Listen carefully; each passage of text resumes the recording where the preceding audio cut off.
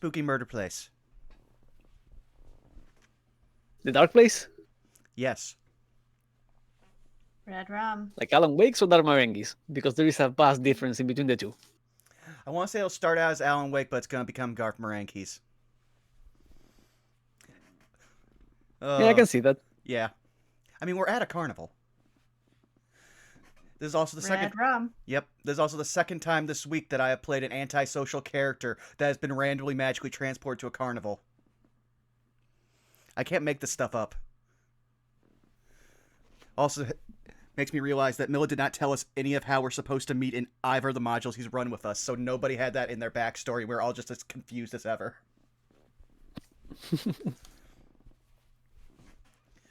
Yeah, like, that was something I kind of, like, heard, especially, like, listening through other games, like, from Monty and other DMs, is that the start to Tomb of Annihilation is so bad, they recommend a different module that has a one single encounter, and then just go from there. Because our canonical reason for going there died while we were there.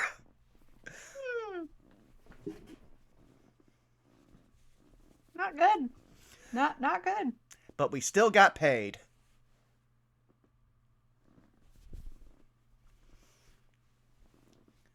I've been paid to write pre-writs before. Intros are the hardest part, usually. I believe that. In all honesty, I want to say this is only my third actual module I've ever actually played in.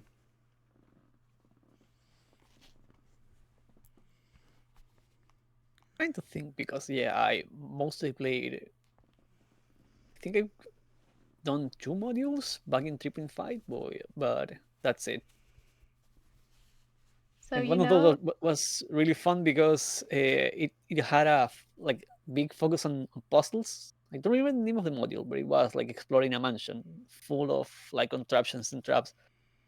And it had one puzzle that was a wall with a bunch of gears, and 3 of those were numbered. And the idea was that when you turn one, the other 2 also move by a certain amount. But the problem is that it requires so much like spatial reasoning to figure out how much each gear was turning that we had to stop, draw the gears, cut them out in paper, and start messing around with those physically to be able to solve the puzzle. Because just like trying to keep track of where each number was not feasible. Mm-hmm. you know the Yako's World. Mm-hmm. That's the tune, but instead of names of countries, it's the names of modules that I've played. Like, if you really want to get into it, I have played everything from what is it called? Goblin Keep to Rakasia to we played the Temple of Malach. We played original Tomb of Horrors. We played oh my gosh, what was the name of that? I'm blanking on the name of it, but it's one of the AD&D modules with like it's got like a lizard folk on the front. I'm blanking on the name of it. It's fine. And that's just AD&D modules, never mind 3rd edition or 3.5. Never mind 5th edition. And like me playing versus me DMing are two different lists. I've played in more modules than I've actually run modules. It's fine.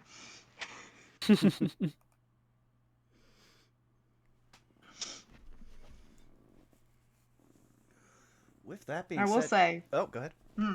No, I was just gonna say I will say one of the most interesting modules that I ever played in was when someone tried to take a 1st edition / AD&D module and tried to vamp it into 3.5.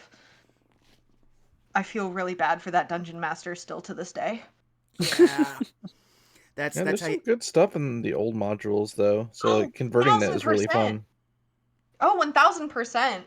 I just still remember her behind her DM screen with like 1,020,000 different papers because of all of the conversions that she had to make. Right. There is a fair amount of people right now like converting all stuff. For example, I don't know if you've seen it. There's a YouTube channel called Dungeon Dad, which is entirely about that, like picking all stuff from previous editions of D&D and bringing it up to 5e. Hmm. Yeah.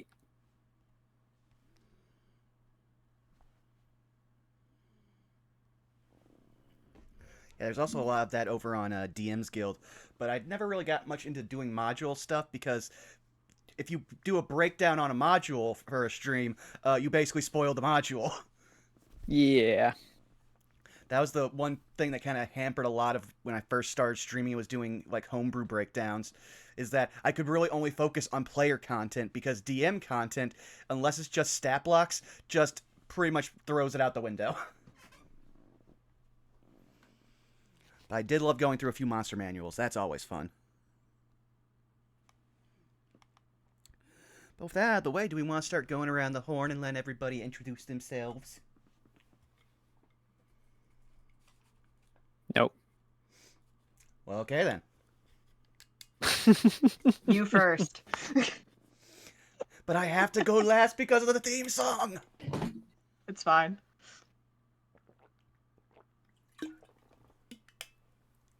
Since we have no volunteers, hi, my name is Cedric. You can find me pretty much everywhere at Cedric King. I do doodles sometime, and you can see those sometimes, some pretty much everywhere at the handle I just gave. Other than that, I am here every other Sunday playing as Humphrey, the tiny like slime ball, and that'll be all for me. I am now throwing the item, the Skull. glove. The what? I said skull, but that works too. No, I'm throwing the skull to Sheila. Hi, I'm Sheila. I just grabbed my 4th cup of coffee for the afternoon. Oh, heck yeah. Yes, I don't use multiple social media platforms. I'm pretty much only on Instagram, which I use mainly for cosplay at Mugimira, which is MUGIMIRA.cos. I play a 411 tabaxi, which is a cat-like creature. And I am the party's rogue, and I'm here 2 Sundays a month. Passing it on to Ceres. I'm catching the skull with my bare hands. Hello, I am Ceres. You can find me all over the internet at Tixdixel. Literally all over the internet. The only place you can't find me there is YouTube. I So winding. am. I know. I am still on my brain rot, but we're making it work. It's fine. Doing a lot of painting work as of late. Doing a lot of lighting value and composition practice. I've been doing a lot of seminars and just trying to explore and experiment with those sorts of things. You can also Lovely find me pieces, by here the way. on. Huh? Oh, thanks. Lovely pieces, yeah. Yeah. Hopefully, if all goes according to plan, you all will see some of my own art for this campaign as well. So you do have something to look forward to. But in the meantime, every other Saturday, so next Saturday, we will be here again doing No Love War Extra, where being Maguka is suffering. And every other Sunday, including, of course, this Sunday, you will find me here putting these lovely humans through hell and back. And with that, I am throwing the proverbial gothic horror skull to Zan. Hello, it's me, Zan. Let me finish putting my paintbrush down real quick. You can find me over on my Twitch channel, twitch.tv/channelsgrim, where you'll occasionally find content, whether it's currently everyone's obsession, Helldivers 2. Also going to be doing some MechWarrior Online streams relatively soon.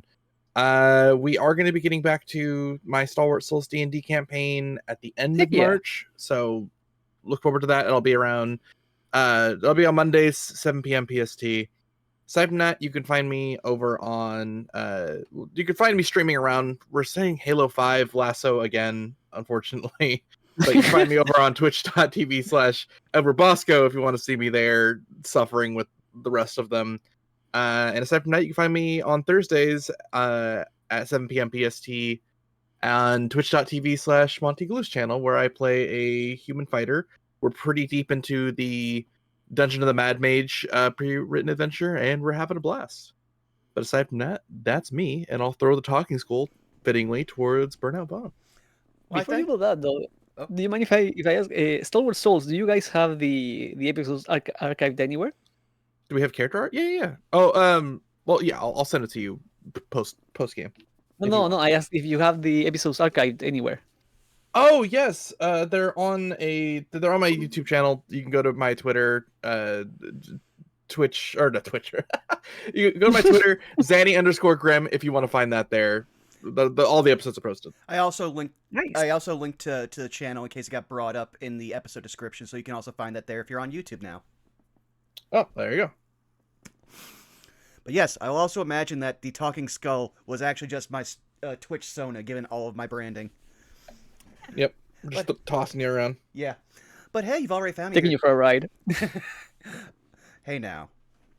But that being said, you've already found me here at twitch.tv/BurnoutVaughn. You can find me on Twitter, YouTube, Blue Sky at Burnout Vaughn, and on Patreon at Burnout's Bar.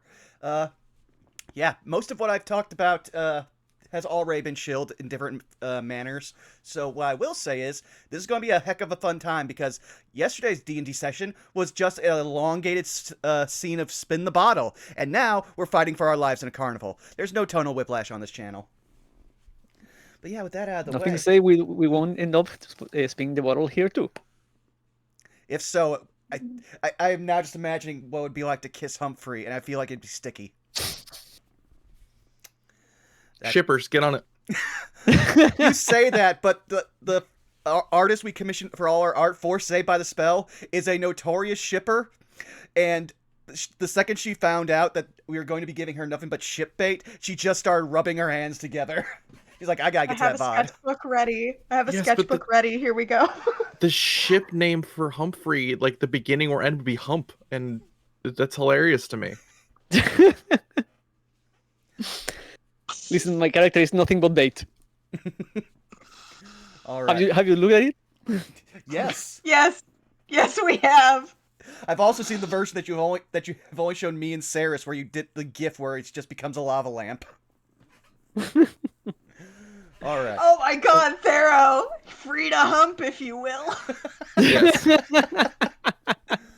Oh, okay. For real this time, though. I'm gonna play the theme song. I'll be right back. Oh.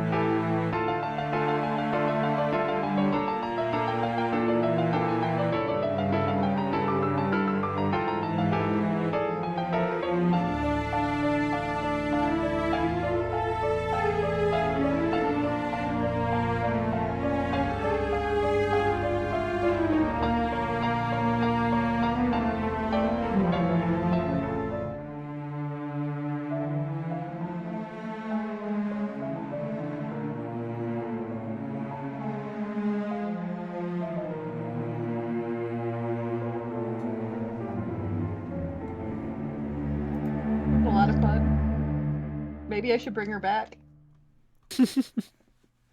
All right, now I can also, because I went out of my way to make us a second screen, now people will know when they skip across the music for YouTube.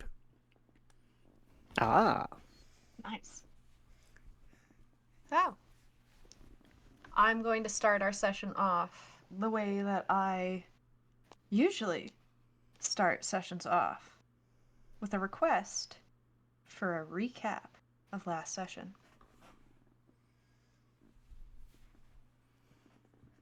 I'll do it. Mhm. So we started out all in different places, but we were all still drawn to the same carnival. Razvan found a flyer in a tavern and then was led there by what we can only assume was a ghost child given gothic horror. Myself, Branson, woke up during a rainstorm, tracked what he thought was a werewolf, found a fairy circle, threw a rock through it, saw that it didn't explode, walked through, and then found himself in a dead forest that then drifted him towards the carnival. Onyx was at a tavern and met a few random travelers who were all going to the carnival, and it sounded really fun, so she decided to follow them. But then they started getting very, very unsettling, and then she just basically was peer pressured into walking through the mists. Finally, we have Citric, who had the worst time, as Humphrey was working at his house in Eberron, hoping to... words, I can't do them. Hoping to investigate the carnival so that way he could possibly take the daughter of the family he serves to it to give her a little something nice for her day.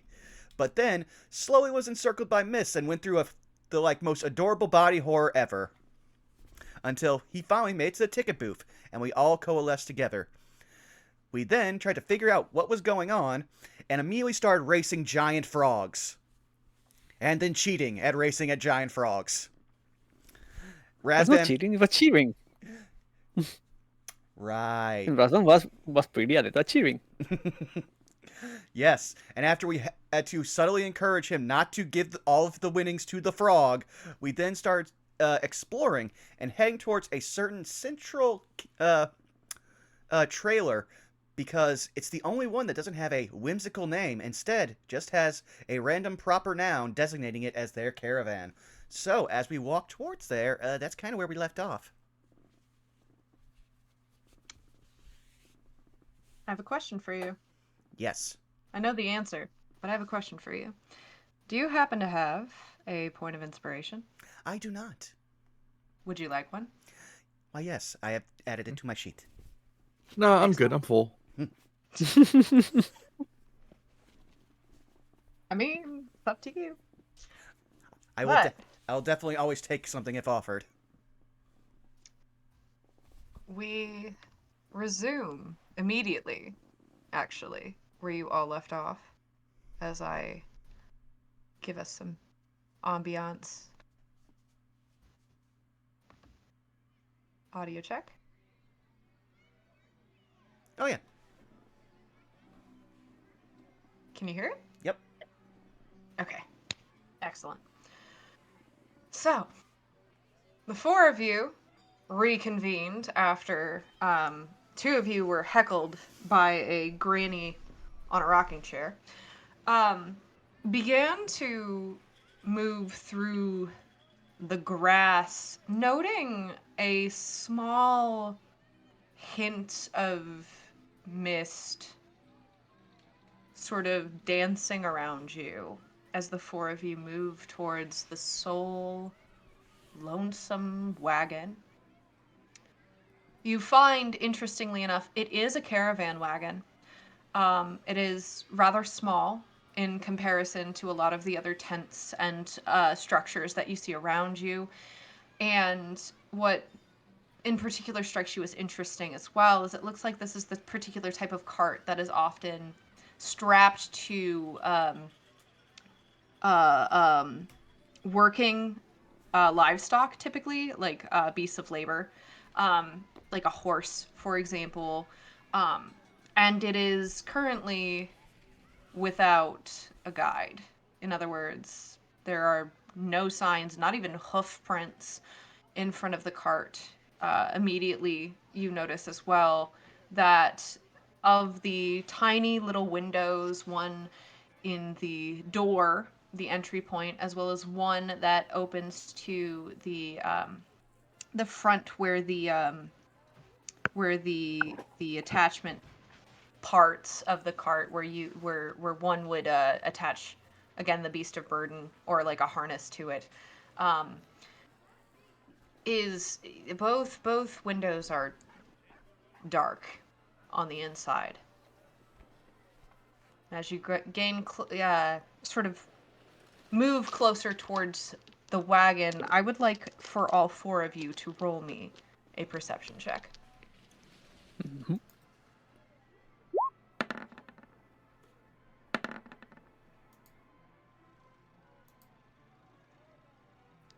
15. 12. Wait, no, 15. 8.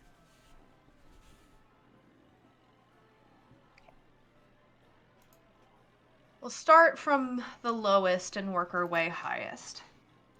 First and foremost, something particularly interesting that catches your eye, Branson, is that there is a... How do I want to describe this to you as my Roll20 falls to the ground and runs away? It's fine. I will let it be. What you see on top of this cart is a rather small, feline-like creature, except much similarly to a sphinx cat. You notice very, very differently, mind you, from the tabaxi sitting right beside you. You notice that it is without fur, its gray skin looking almost like leather. Its ears pointing straight up towards the sky almost look like bat wings, as you can see almost completely through them, the veins and the cartilage underneath. And the ears themselves are almost the size and a half of the entirety of this thing's head. You notice its little beady golden eyes staring at you. And it makes no movement as it watches from the top of the wagon. In addition to seeing this onyx, you notice that the sounds of the carnival, for whatever reason, begin to sort of mute themselves as you come closer to this wagon. It gives you this sort of sense of isolation, as if, despite being in the center of this entire establishment, that for whatever reason, it seems disconnected, almost dissociated from the rest of it. And with 15 from both Razvan and Humphrey, something else that you both notice, in addition to all of those pieces, is the fact that as the four of you move towards this wagon, several sets of eyes from within the crowd turn and stare directly at the four of you. I fear we may have committed some form of social faux pas by approaching this wagon, but in for a copper, in for a gold. Perhaps not a faux pas, but they are clearly looking for something to happen. Well, shall I try to make introductions? Branson will just give a nod while he just kind of keeps his hand primed down at his hip in case he needs to start reaching for weapons. You said the windows are blacked out? It looks as if there is no light coming from the inside. Is there an obvious door to the wagon? Yes, there is. Then Razvan will walk over and politely knock twice.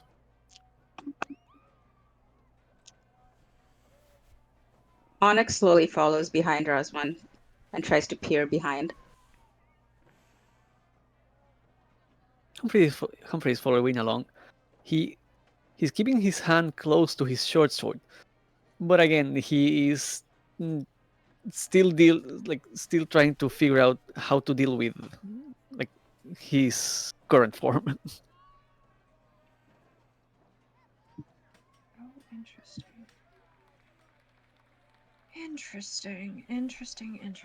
Okay. As you knock, no noise comes from inside the wagon. After a few moments pass, the door does not move, nor do you see eyes from on the inside of the window.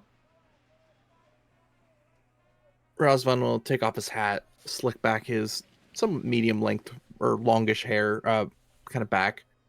Keeping the hat in front of him, he'll look over towards Onyx. Do you mind taking a look at the window while I try again? Onyx nods, glances at the strange leathery cat, hisses, and then hops over to peer into the window. And while Onyx is doing this, Razvan will knock again 3 times.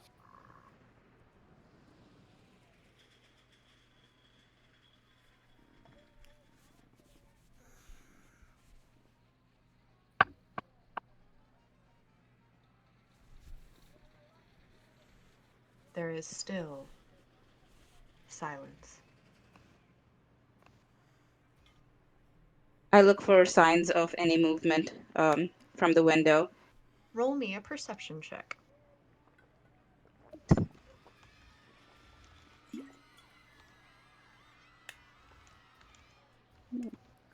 Oof.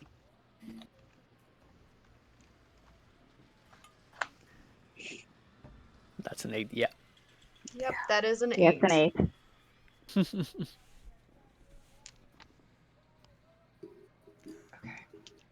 8. While this is happening, Branson and Humphrey, you two also make me perception checks. Will Will do, do. but there was something I was actually going to wait till after we found out about the first perception check. Could Sure. Branson also attempt a survival? Because you made mention that we noticed there's no sign of like animal tracks around there. You would want to see if there's signs of any tracks at all leading away from this wagon. Okay, go ahead and roll me instead of the perception. Go ahead and roll me survival.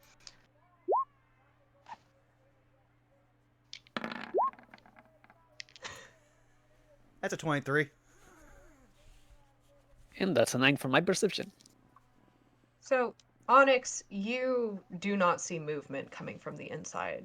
Even as you sort of look at the other window on the perpendicular wall of this cart, you still see no movement. However, there is something that you do see from the inside. On the door, as Razvan knocks, you notice a very dim flicker of this almost like orangey red light for a moment, like come off of the door, and then when his hand retracts from the door, it fades. Branson, Mm-hmm. you do notice tracks coming from the door, actually underneath Razvan's feet. However, they do seem to be... They're not super old, but older. As if they're probably hours old. And I will also, on a 23, give you this as well.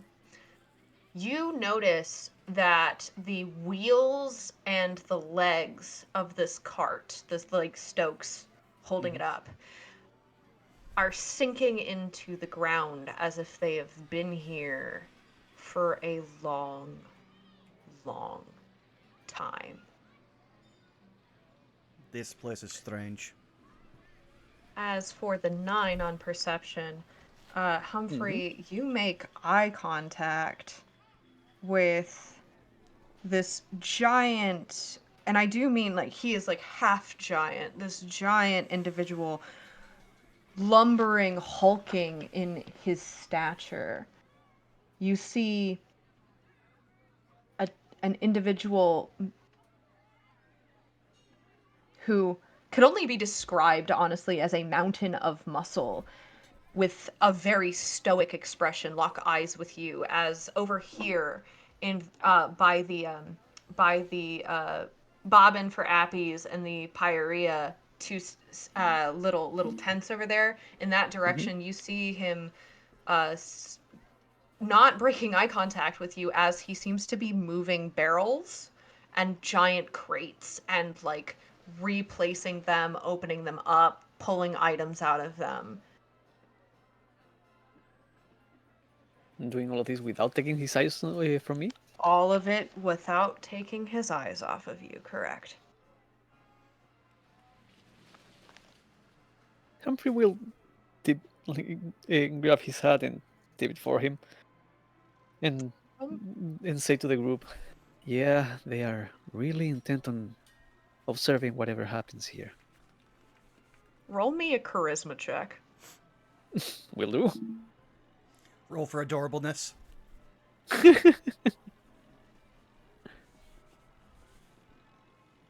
Charisma check.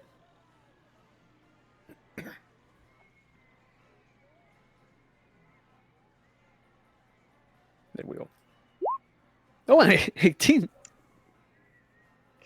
As you tip your hat to this man, he seems to have like a moment of pause, narrowing his eyes, not in an aggressive way, but sort of in a like trying to read you sort of way, and after a second gives you the most awkward one hand like wave before averting his attention back down to the crates entirely.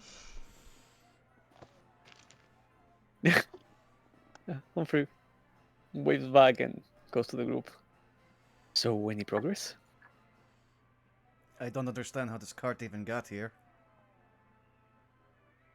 I don't see anyone, but Razvan, I believe when you knocked, there was some sort of light or a flicker. But I don't see anyone moving in there. I do not wish to impose any further, so I will simply do this. He'll take a step towards the door, kind of keeping his cheekbone about an inch or so away from the door.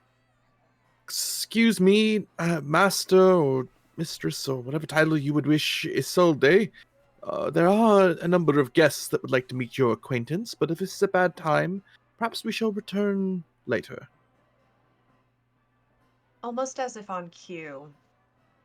And I would say Humphrey and Onyx, you would notice this person first approaching from the path of whence you came. You see this individual approaching the cart. Let me...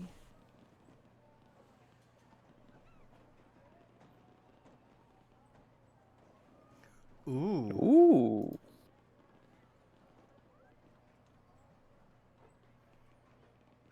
For the listeners, you see walking forward in a very confident, almost stern demeanor, approaching you all, a rather dark-skinned Eladrin with what I believe to be twists in their ear-length hair, their long ears towering over the top of their hair.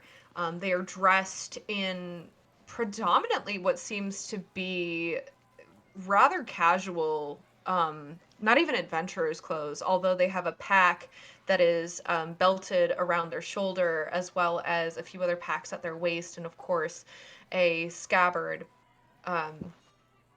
of which, despite the fact that the artwork shows this glowing red sword, for the time being, you do see the glow, but the sword itself is sheathed. This individual, with their gloved black hands, extends like a sort of salute to the two of you that manage to actually see them as they approach and say, "I believe the person you are looking for is me. I am Isolde." Oh, dearest apologies. Did not realize you were away upon our acquaintance. I am Razvan Fleur, and these are my friends who may introduce themselves as they wish. Humphrey this Grandson. is sad. Humphrey Downrill, a pleasure to meet you. I'm Onyx. I like your shiny sword. Stares at the shiny sword. Grandson. I would like all four of you to roll me charisma just to amuse me. Just please. Oh yes, this will be amusing. Saber check. That's on point for him.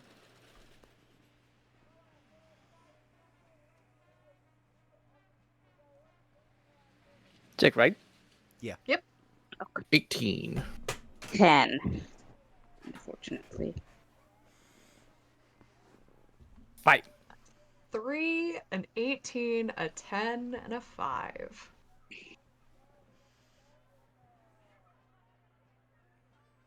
The person in front of you sort of smirks at Onyx's comment about the shiny sword, and comments directly to you, Onyx. I don't think he's in the mood for conversation, but I'm sure he appreciates the compliment. I stop take it- staring at the sword and just nod. I take it that the four of you wanted to meet with me. Is there any particular reason? Is there anything dissatisfactory that you would like to bring to my attention?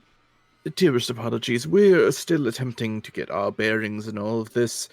It seems as though we were awash amidst our understanding as to how we got here, let alone exactly what this place is. Not that we're not having a good time, mind you. We were just trying to understand the lay of the land and who may be in charge of running such a esteemed fair circus. Well, I appreciate the compliment, of course. But it is a mere carnival. It is the carnival. The main area that you see around you is predominantly just what all exists here, if that is your prerogative and curiosity, of course. Though, and I will draw your attention to the map really quickly. Isolde points into this area between the big top and the couplet of tents that are labeled on the map as Lundy the Strong. Of course, if you take that road up there, you'll find yourself in the Litwit Market. It's technically not a part of the carnival, but of course you will find a great number of impeccable characters who have traveled with us a great deal as we go from place to place to place. If I could be so bold to ask, is where we are, is it connected to any place in particular? It seems my companions and I are not all from perhaps even the same world. Well, and that is, I would make the argument very true of many of the people who stay here at the carnival, those who find this place to be their home. I don't think any one of us at all, with the exception of maybe my good companion Hermos. And at that point, Isolde gestures very gracefully, actually, to the half giant that Humphrey noted earlier. With the exception of Hermos, I believe that none of us come from the same place. But of course, this is a place where such encounters are the norm, where people who may never imagine meeting another find themselves here and connected and joined in merriment and find themselves oftentimes comforted by the familiar unfamiliarity. If I may, each one of us seems to have been brought here with a ticket, which means It's not that we just wandered in here. We were, at the very least one may assume, called. Is that Invited. the case? Is that the case for everyone else? I actually For the found most part. mine on the ground. It was stuck to my boot. But you had one, as all of us did.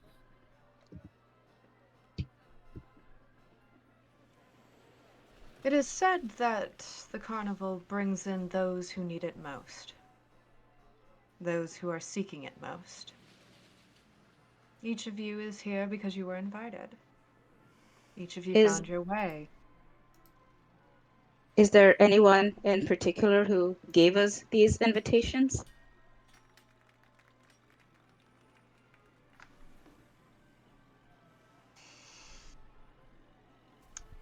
I mean,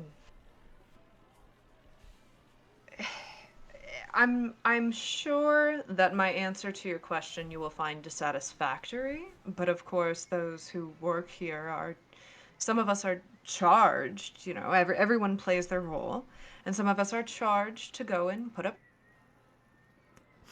flyers and make sure that tickets are available to those who are interested, who need it most. So there are many a worker who are part of the carnival who do their job and do their due diligence as we travel to and fro and as we enter a new location. You mentioned traveling, but it does not appear that your cart has moved in some ages.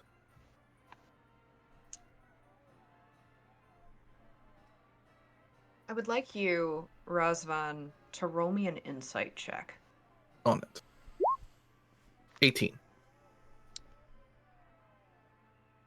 When you mention the fact that that cart has not moved in some time, you notice the smile on Isolde's face dip just a hair. And the gaze that is on you harden just a little bit. Well, I mean, we've been at this specific location for quite some time, but we do move as we are wont to do. We are a wandering carnival, of course. We can't stay in one location, otherwise people A, will get too antsy, and B, we won't be able to draw in new customers, new people to entertain. Yes, of course. I do not mean to be presumptuous, more curiosities. This place sparks the imagination of childlike whimsy and questions, and I apologize if I am too forward with asking them. It's complicated. Going back to what you said about this carnival is for the people who need it. In that case, I only ask if you have seen a particular man. Describe him. Lithe, gaunt, sharp, thin, regal features, with hair black as night, eyes very blue, and a crescent-shaped scar that starts above and ends below his left eye. He usually has a book. It's bound in something evil.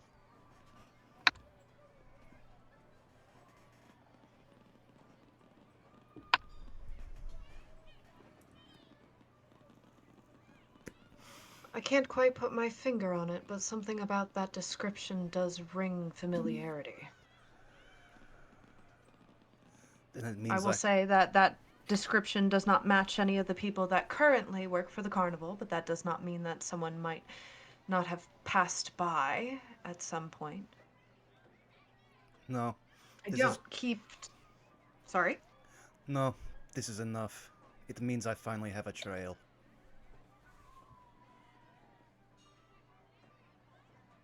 Like I said, those who need it, find it.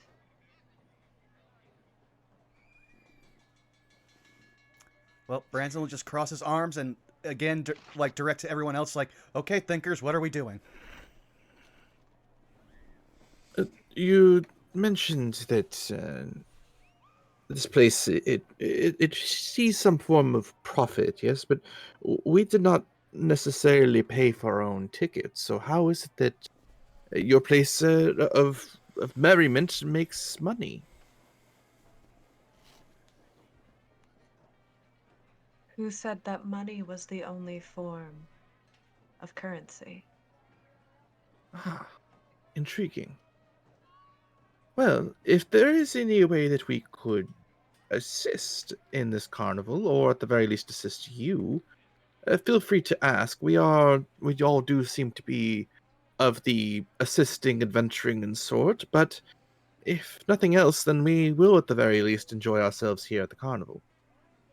I need you in this moment, Razvan. And this is not me in character, this is me as the DM. I need you to roll me a wisdom saving throw. 12. As you say the words, if there is anything we can do to help, you feel something tugging at your metaphorical heartstrings, the sensation that perhaps was the one described by Isolde, the sense of, yes, I do want to work here. That this place does feel homey all of a sudden. You begin to understand what this woman may have been referring to.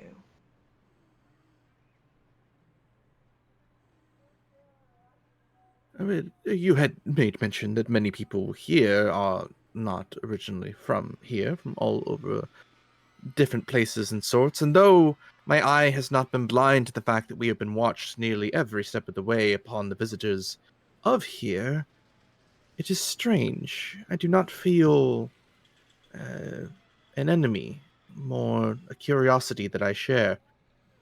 I am akin to those who would be ostracized and penalized simply for being who they are or what they were born to. And it flares a single fang. But here, I am not judged for being what I am. I am instead looked upon with intrigue and curiosity rather than fear. If I could assist with the same kindness, all you need do is ask, and I'm certain that we will return the favor. I'll give you a minute to settle in. It's been very obvious to me that you all haven't seen, as one said before, the full lay of the land, but if by chance you see everything there is to see and that sensation that you're describing happens to remain, you are absolutely more than welcome to come find me again and we'll get you settled in.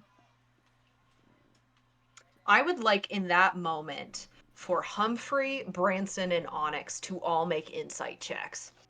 Will do.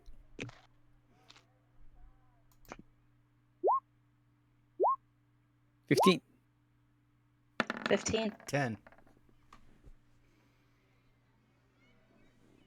Branson, you find the choice of words odd, but you can't quite put your finger on it.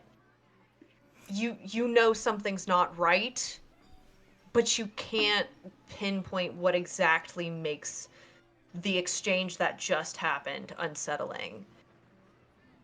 Onyx and Humphrey, something has definitely happened in this exchange just now in the last couple of shall we say, phrases, sentences that have been altered back and forth. And there is definitely something about the look in Isolde's eyes that sends a chill down your spine.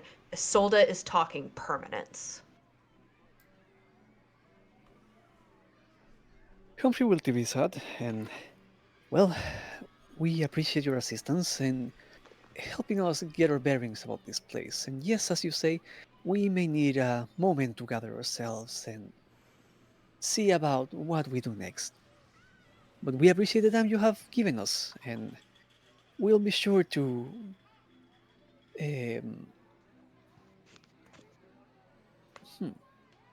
I guess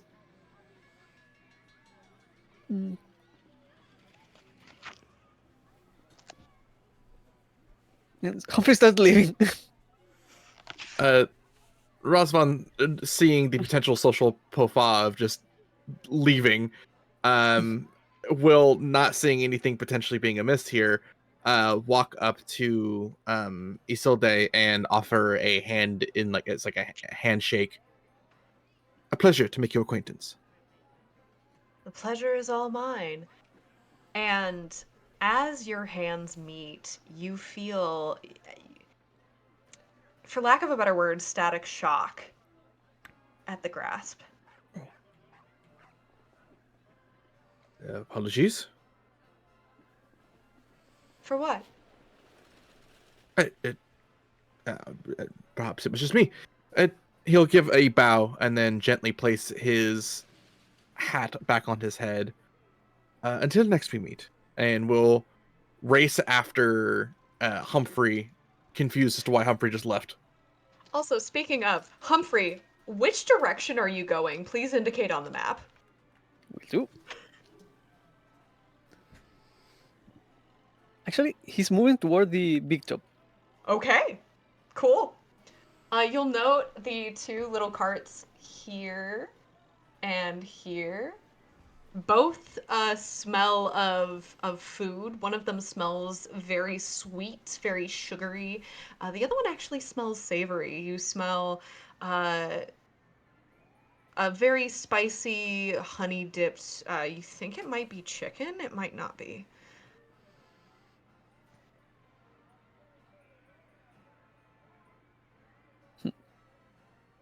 Humphrey is not really paying much attention to the cards. He just wants to walk to this open space here.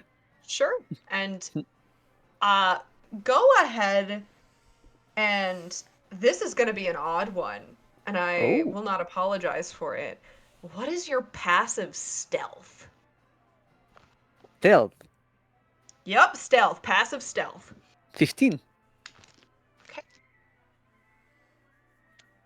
And Razvan, as Humphrey is moving into the crowd, that is the DC you have to meet on a perception check. Oh, goodness. Okay. 19. You managed to... I mean, this does make sense because he is an orange blob. But you managed to follow his trail as he moves into the crowd. And I'm going to pause you both there. Branson and Onyx, you are both still standing in front of Isolde, who is looked at the two of you and sort of given an exit salutatory salute. That was not supposed to... It's fine. Yep. Just kind of like a goodbye salute, and begins to walk in this direction. What do the two of you do? You've got your two companions this way, and you've got the person you just met leaving this way. Well, Branson feels like he got everything out of that social interaction that he could get, so he is just going to go find his friends, and he'll just kind of like wave, "Come on, Onyx, let's go." Onyx follows along, still deeply unsettled. So she keeps an eye on Isolde's retreat while she follows along. And you're... Following Branson, that is. Yeah. As you pass these two carts that lead towards the main walkway, unfortunately, Onyx, you do manage to lose Isolde in the crowd. Okay, I decide to just follow with my friends. After feeling deeply unsettled, I feel like we need to have a conversation away from people who can overhear us. All right, well, just tell us when we meet up with the rest of them. And you manage to find it again with Razvan in particular. Actually, no, now that I think about it, Razvan, what is your passive stealth? Passive, that's what, stealth plus 10? Yeah. That's 17. Okay. For my sake, go ahead and roll, and I'll give you this with advantage. Go ahead, Branson and Onyx, roll me perception.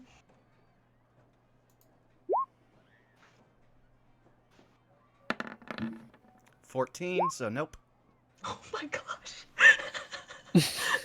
You both managed to lose both Razvan and Humphrey in the crowd. You walk in the same direction. Humphrey and Razvan, you are together, you find each other, and And the other two, you are together, but do not see them. For my sake as well, Branson and Onyx, what are your passive stealths? And again, that's your stealth plus 10. Your stealth modifier plus 10. 12. Okay. 18.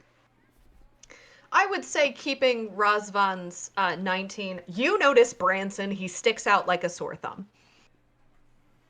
Kind of catching up, assuming you caught up to Humphrey, Yes, right? you're caught up with Humphrey. Razvan will take off his hat and then waving towards Bronson, kind of go, over here! Through the crowd, or over the crowd. Yep. Yep. Branson will just tap Onyx on the shoulder and be like, that way. How did we lose an orange blob? And follows. Well, he is only 3 feet tall. He's very low to the ground. That is fair. Speaking of which, Razvan will Slav squat to meet Humphrey at question mark level. I love that the person who's not doing the Russian accent is Slav squatting. It's just a meme of how to talk to short people. Yeah, exactly.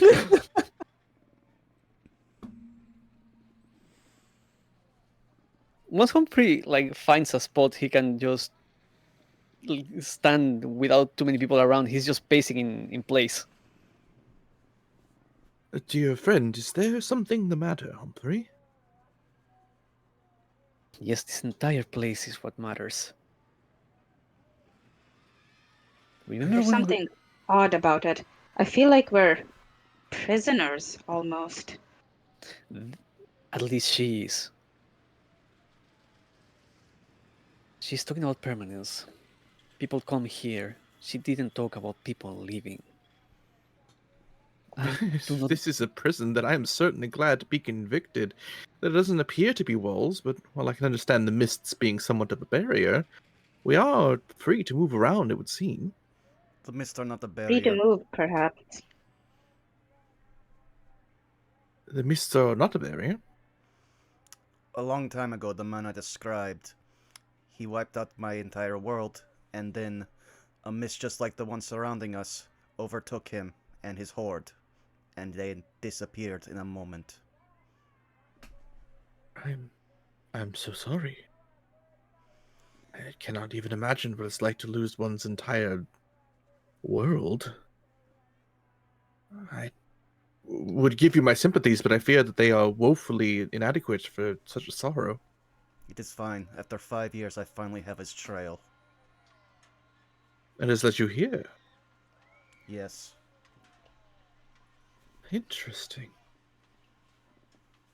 How Still, do you plan this- on finding him? Points at the lantern.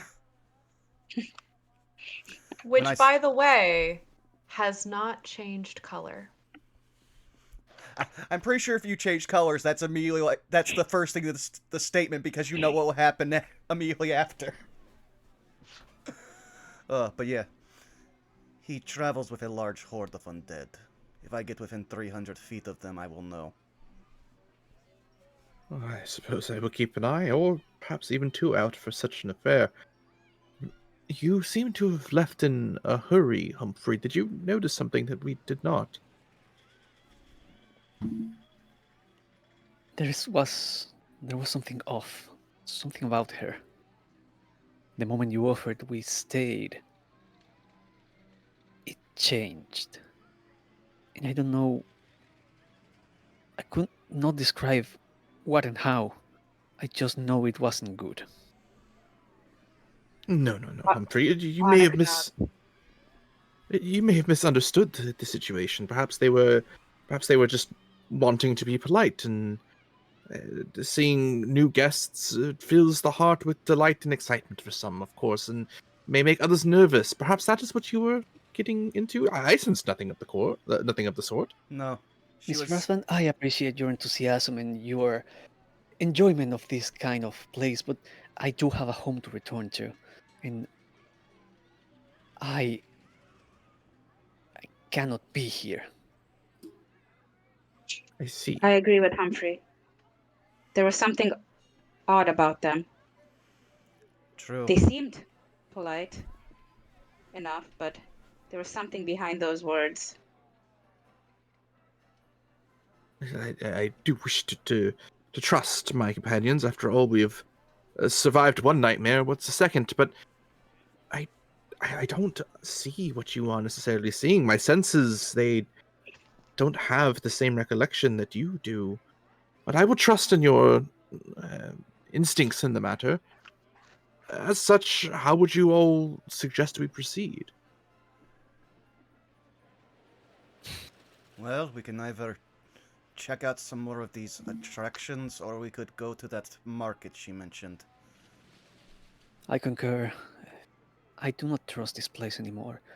And pardon if my attitude is being rather blunt, Mr. Razvan. It's not my intention to, again, undermine your appreciation of this place, but just not sitting well with me. Oh, no, And considering how we got here and what we went through last time, forgive that me, bad feeling, Go ahead.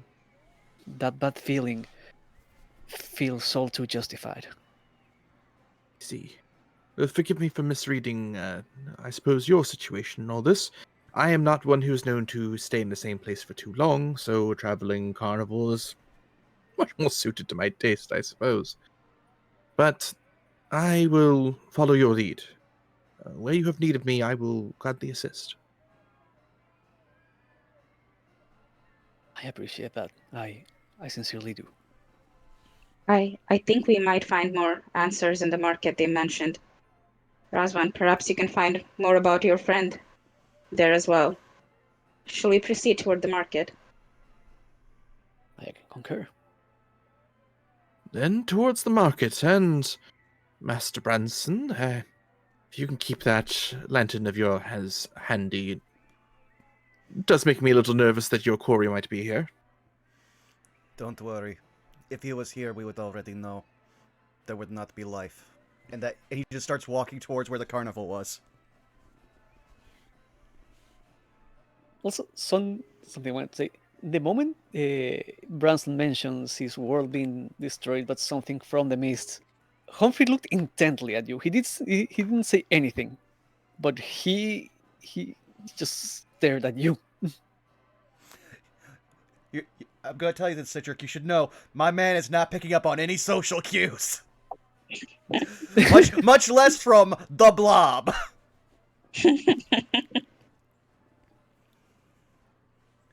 But yeah. I suppose we'll follow Branson towards. Are you going towards the market or? Yeah. She indicated the market was through the To the path north. by the Big Top and the Amazing Soulless Man. Which, if my lantern goes off around there, he might be the Amazing Dead Man. As far as I can say, at this exact moment in time, as you pass by the many people going in and out, your lantern does not change color. But one thing that you find particularly interesting is that as you follow this path, the surrounding walls of mist ripple around you, making it difficult to see exactly towards the market where you are, but they do not cross over the path itself. And as you continue to follow the path, I bring your attention to another little alcove with a variety of different oddly shaped and colored trees of pinks and reds and oranges, various different flowers in bloom, various different ferns and bushes looking trimmed to perfection. You see a line of mushrooms, purple and blue. Give me just a sec. You are fine. That sort of line the entry as you walk towards this, like I said, alcove. There are two lanterns that you immediately notice, and others around this little segment. But immediately, what catches your eye is that instead of a bright, yellow light, what you instead see is a bright pink, almost dancing, flickering firefly-like light. You see in the center of this setup, amongst all of the different tents and the different amongst the different tents and the different carts that are set up, of course, various different mushrooms and another tree, but you see there's almost this like, it almost looks like a mini pond or like a small lake, and I do mean giant sword that is just jammed right smack dab in the middle of the ground. Like, it is firmly jutted inward into the ground at like a 45-degree angle. And you notice, of course, as well, the various different blue and red crystals, and even that little floating island that's just hovering in the air somehow. And before we continue, I'm actually going to take, it's a little early, but I'm going to take this moment, and I think this is a good time for us to pause for a really quick break. Will Okay. do. Alrighty. So, chat, how you liking it? We have already been menaced at least once. What you talking about? Razvan had a lovely introduction in chat. He's having the best of times. Yeah.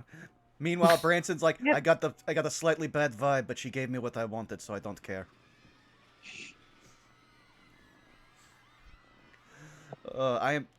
I really am just playing basically the same character, but with 2 different races and 2 different games. Okay, I'll be right back. Go ahead. Nothing wrong with having a type. True, but it's because like also I could never settle on a accent for him, and my voice just slightly tuned in when I tried to do something different and just slipped into the same like Branson, only angrier. So I'm literally playing 2 Russian accented characters with antisocial tendencies and murderous tendencies, going through a whimsical carnival. Also doesn't help that earlier this week I realized I only roll like 3 types of characters and I could make a Venn diagram for them. Again, nothing wrong with having a type. But are you having fun? Oh yeah, I'm having tons of fun. It's just that one of those moments where you realize something about yourself through D&D. Ah. But yeah, no, I'm looking forward to this. This has been fun so far, especially because I got to have my Domon Kashu moment. Like I'm Looking for the man who killed my father. no, I just want to just show up. Have you seen this man? Which is still one of my favorite parts about the early episodes of G Gundam, because they are so formulaic. Domon Kashu finds a Gundam pilot. Fight me! No. Domon Kashu finds a Gundam pilot at the grocery store. Fight me! No. Domon Kashu crashes that Gundam fighter pilot's child's birthday. Fight me! No! Punches the cake. Okay, I'll fight you. Have you seen this man? No. Shining finger. I love G Gundam, but man, is it stupid. The best kind of stupid. Oh yeah. But then again, I am like the atypical Gundam fan because I do not like anything except for one part of Universal Century. Everything I like are all of the sides universes. Which I really need to sit down and rewatch 00 and then finish that movie. I don't know. The only thing I've seen from Gundam is like Wing and a bit of Seed. I can recommend you some good ones that I think you'd like based on the stuff we watch. The one that I only like from Universal Century is actually one that's super easy to go through because it's only like 8 episodes long. It was a mini-series with a lot of budget put into it. And that's 08... Thunderbolt? Oh, no. It's 08th MS Team. It's basically actual Federation soldiers who have to fight the ground battle on Earth. And so it's literally a World War II style war series, but with giant robots. It actually had a very... Oh, go ahead. The one I'm always being curious about, I think is Thunderbolt, the one where they are fighting while listening to jazz. It's like, huh. Yeah, I just never I never got to enjoy Thunderbolt because it started coming out right when I had to get rid of like the torrenting software on my computer, because it was actively like harming it, and that's basically was the only way to get some anime for a long time. But yeah, I've heard good things about that, but I think you will really like OAF MS Team. It actually had a very short run on the original like Adult Swim when it was starting to get off at the ground. Yeah. Then another good one would be Double O, which is just taking a lot of the story beats from Universal Century, but then tuning them up and having much better Gundams and much better fights. I'm back. Welcome back. Also, the funny thing is, the main villain that gets revealed later in the series is actively voiced by the original voice actor for Amuro from Universal Century.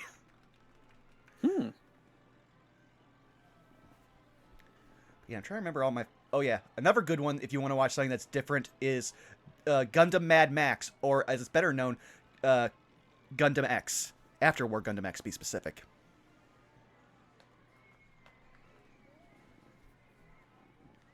Because literally, the main character steals the first mobile suit he ever sees by blinding the camera that the mech can see out of, forcing the pilot to open up his cockpit and throwing a flashbang in there, then jumping in with a handgun, said, "This is mine now."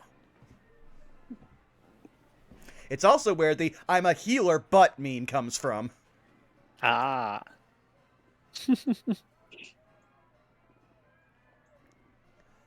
I still haven't actually finished that one either, but that's also one of the ones that's kind of tragic because it was actively canceled because Gundam was doing the thing that a lot of Japanese series do, is that they stuck by the books for so long that people don't want to see change or innovation. And so it started failing numbers-wise, so they immediately upped the production of the series that was supposed to come after it, which then eventually overtook it in the ratings. It was Gundam Wing, which applied to a different market, so that's why it had better ratings. Yeah, Wing was the one. Well, also because it was the most distributed, I believe, in the here in the West. Well, the distribution didn't happen until way after its run, ended in of Japan. Course. It's just that, like, but that's true for most anime of that era. For example, Dragon Ball didn't cut up in the West until way later, like way after it was done. Yeah, I was gonna say it's also didn't help that like I said, appeal to a different market. That market was mech fans who had never seen Yaoi before. Right for the picking, you see. Yep, and now I'm going to, for one quick second, because I think we're almost ready to come back, I'm going to take my bathroom break. So yeah, how you doing, chat? Oh, we have his timer. Hello, Absol. We are right now in our break, but we will be back on with the game in no time. In the meantime, I hope everyone is having fun.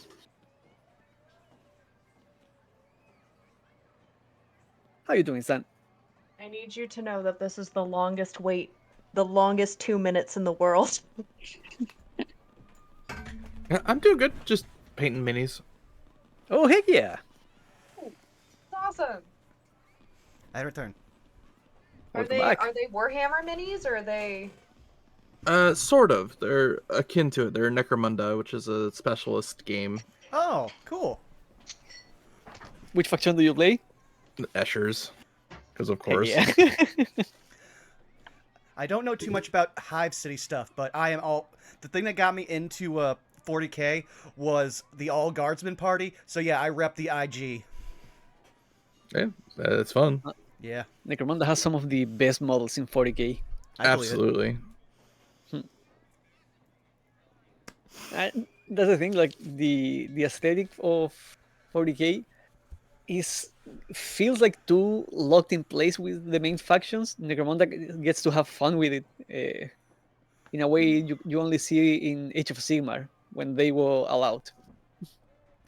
Fair enough. Yeah, Necromunda is very kooky and weird. It can take itself seriously, but it doesn't need to. Also, shouldn't. like Tabuya, thank you for gifting a sub to AP Saul. Also, I've noticed that we've had a whole bunch of like first-time like viewers before. So hey, thanks for coming by. I'm glad you like it. And also, if you just want to lurk and just vibe, always welcome.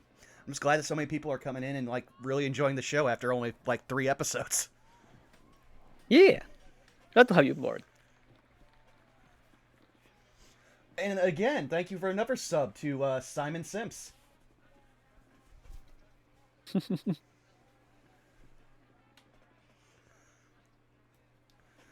But yeah, I can't wait to find out like what the deal with this place is, especially the horror tree. I'm sure it's fine. We have a lot to look at here. Floating island, crystals, random sword in the stone. I also love the new glow up they gave to Isolde because I've only ever been like aware of their 2E art, which is drastically different. That's a really good piece.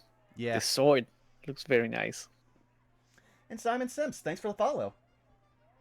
Hello, hello, welcome.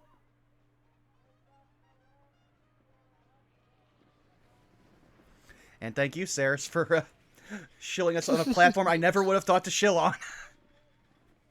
Probably because the only time I ever had Tumblr account, the account name was I fucking hate it here.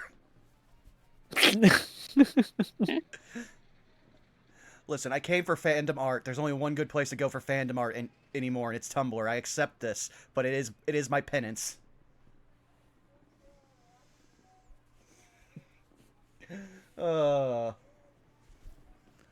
Yes. Now the question. Oh, go ahead. Now the question is, can you get the fandom art without the shipping? Like, No, you see here, I'm shipping trash, so I'm fine with ah, it. It's just a matter of me finding the people that'll draw the ships I like. Which is usually hardly anyone. I'd never pick popular ships. Okay, now I'm curious. Throw out a couple ships. Okay, oh, now I'm on the spot. Let me just open up my gallery on my tablet and see what ones I have saved from when I moved my files from my phone. Okay.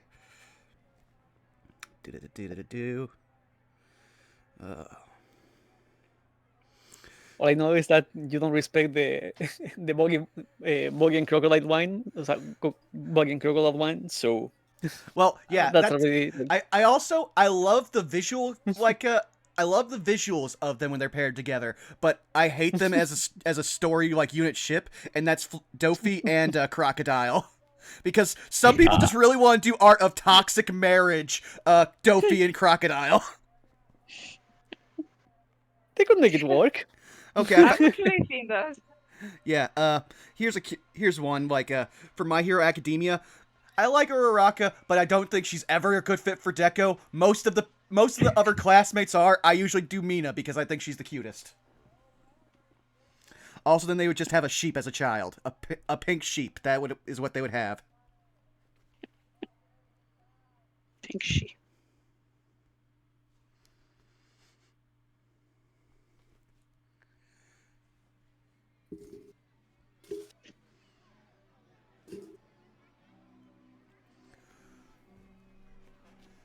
I also just realized we had an entire Gundam mini podcast and we didn't have either Zako or Bosco here. Rip.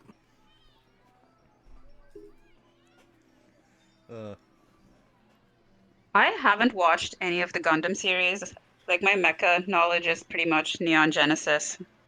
Oh, that's totally fine. It's Gurren Lagann. Gurren Lagann's probably my favorite. yeah. Heck yeah. I'm trying to think of My other... first cosplay was Kamina. Oh, nice. 10 years ago. Ooh. 11 years ago. Oh, I'm getting old. Yeah, that was 11 years. That was over a decade ago. Trust me, I know the feeling. Yesterday, for a random reason, we had to look up and talk about when the song "Wasn't Me" actually was released to find out how old I was. At which point we were like, "That was released when I was in the 5th grade." I aged everyone who was still in the call at that moment.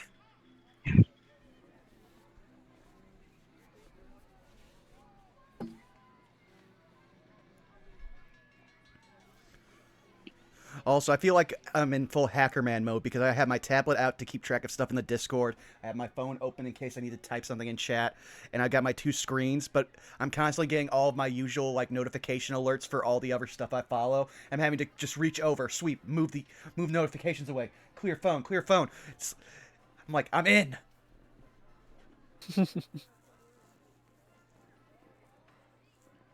You're fine, Sarahs. Take all the time you need.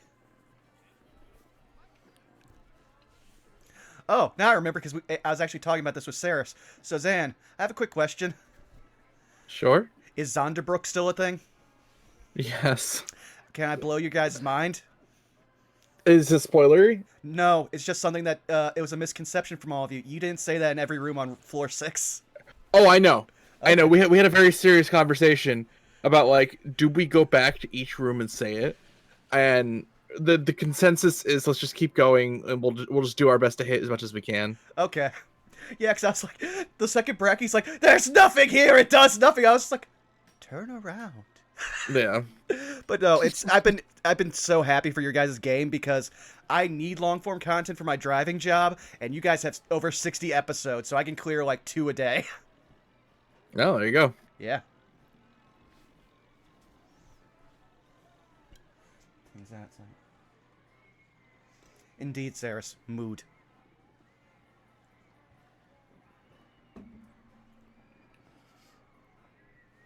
Which floor did you end up on?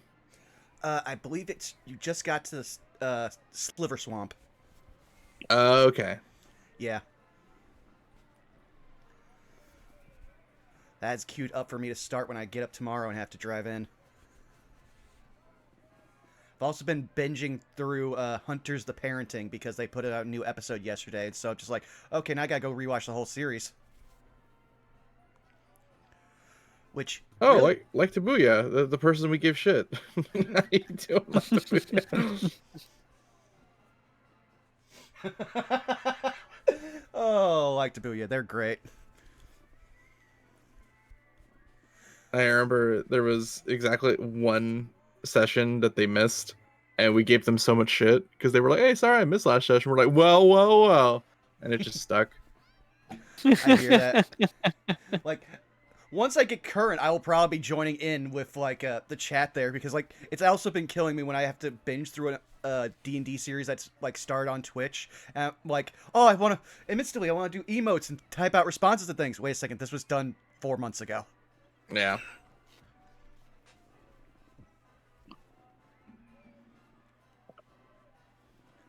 Oh damn, we are approaching episode 69. We're so close. Nice. Yeah. And it only just hit me. I'm like 2 sessions away from us having to figure out something special to do for our 50th session for our Strixhaven game. Because that'll mean it's been like 2 years since we started because it's a bi-weekly game. Woo. Yeah. I have so many bi-weekly games now. This is the 3rd this week. Next week I rest.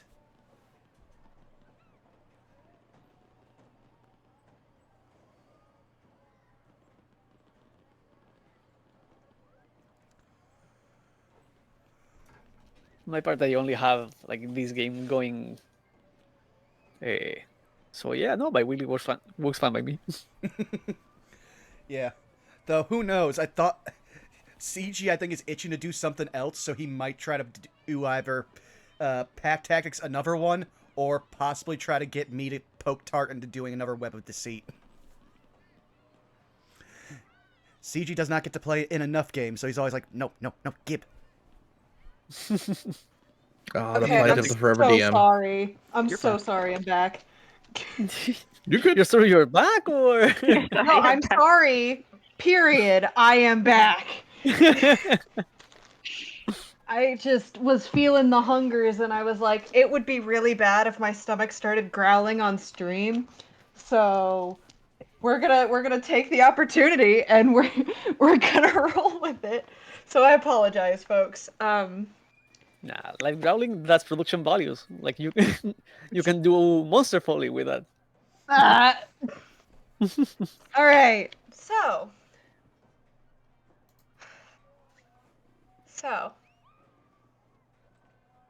we are back in, and I paused us at a description. What would you all like to do? Where would you all like to go?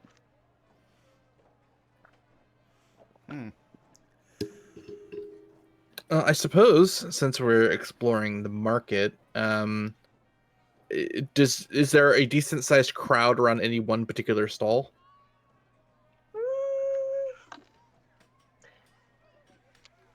Yeah.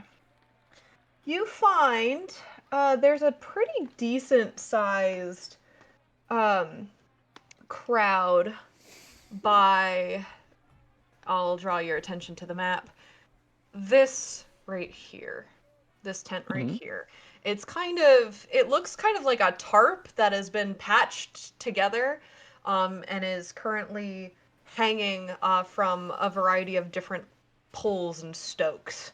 But you do see a decent sized crowd amongst that specific booth. Seems as good a place as any to start.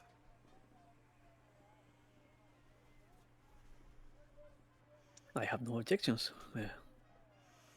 All right. Branson will start heading towards there and try to see what he can see through the crowd. Sure thing. Razvan to follow. Give me 1 second. My neighbor is For sure. blasting mariachi music, and I doubt you want to hear that on stream. So give me 1 second. I mean, I'm gonna be real with you. That actually might be appropriate. You'll have to wait and see. Welcome to the market, fuckboy.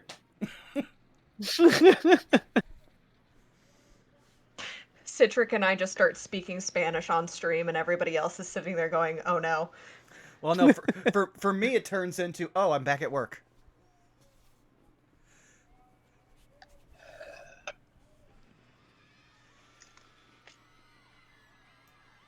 So, All right, windows closed. We're good. excellent. Nice.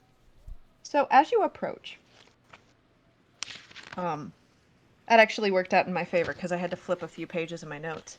Something that you find incredibly interesting, by this particular booth, with your height, Branson, and I would say Razvan, you are also able to kind of see enough over top. You notice that there are what's first and foremost catches your eye is that the booth that is a part of the tent and the tent itself actually seems to be very much patchwork like the tarps. The booth itself actually seems to be an extension to some type of caravan wagon. It looks to pretty well hidden, pretty decently to the average person who's not really paying attention or not really looking for details themselves, but that is something that strikes you as particularly interesting, that the booth itself is part of the wagon. The next thing that you notice in particular as well is that the individual that you see there is dressed in very vibrant clothes. They have a vibrant headscarf, a button-up, actually, I'm sorry, not button-up, a tie-up vest that seems to be inlaid with like a silver embroidery. I just realized I should probably, if I can get it to cooperate, change the music over. I did not do that. Sorry.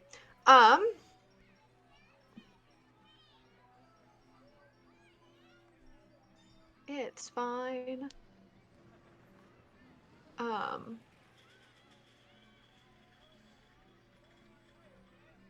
Let me just... There we go. It is much quieter here. I did not mention that, and I do apologize. It is much quieter here. But again, this individual seems to be dressed a bit differently than a lot of the other carnival workers. In fact, you notice that they're dressed incredibly differently from everybody else here who is working the market. Again, their clothes are inlaid with like a silver embroidery. And Branson, even as far away as you are, you can tell that that's not just silver in aesthetic. That is silver. that has been turned into thread, that has been embedded in thread, or the thread itself has been coated in silver, whichever of the three. You're not sure. Strikes you as interesting. Additionally, the booth itself seems to be lined with interestingly enough, a variety of different types of materials. Excuse me while I grab the other notebook. While you do that, Branson will just look down. Yes. Branson will just look down to Onyx and Humphrey and be like, "Do you need help up?" I appreciate the gesture, but I would like to walk myself. Okay. Looks down Oh, at great. Onyx. Okay. The uppies have been offered and declined. What does Onyx, trying not to show any look of offense, but she stands up higher on her feet to try to make herself look taller. what does Humphrey walking look like? A lot of wobbling. Is it like He left to has- right, or are you like cartoon character sliding everywhere? No, he is using 2 legs, but that's the problem. So there are 2 knobby legs on a blobby body. So Is it like Pooh Bear, just like a waddle? Wait, are there like little sound effects? As like you SpongeBob walking noise. I'm just imagining Slime full rubber noises. hose. Yeah, Oh. there is. Sorry. Mhm. So, the first thing you notice that strikes you, and when I say that it is a myriad of like things that don't seem to have a theme, like they seem to be things from all over, the first thing that strikes your fancy is an incredibly expensive wine bottle, corked and sealed with a red candeline wax, and it has a seal on it, like actually not just like on the top, but like the label has what looks to be like a seal or a one of those signas, that of a raven on it. You notice as well, what catches your eye is a very, very flamboyant masquerade mask, colored in oranges and golds and reds, with bangles and rhinestones and feathers. You also see, interestingly enough, well, actually, it looks like some type of mechanical mechanism. You are welcome, if you would like, to roll an Arcana check, any of you, in seeing this. Mhm.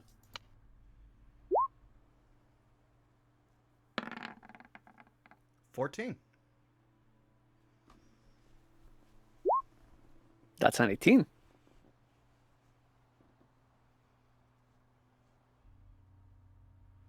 Considering where you're from, that's completely on brand for you. If that is all of the Arcana checks, this does not look familiar at all to you, Branson. Mm-hmm.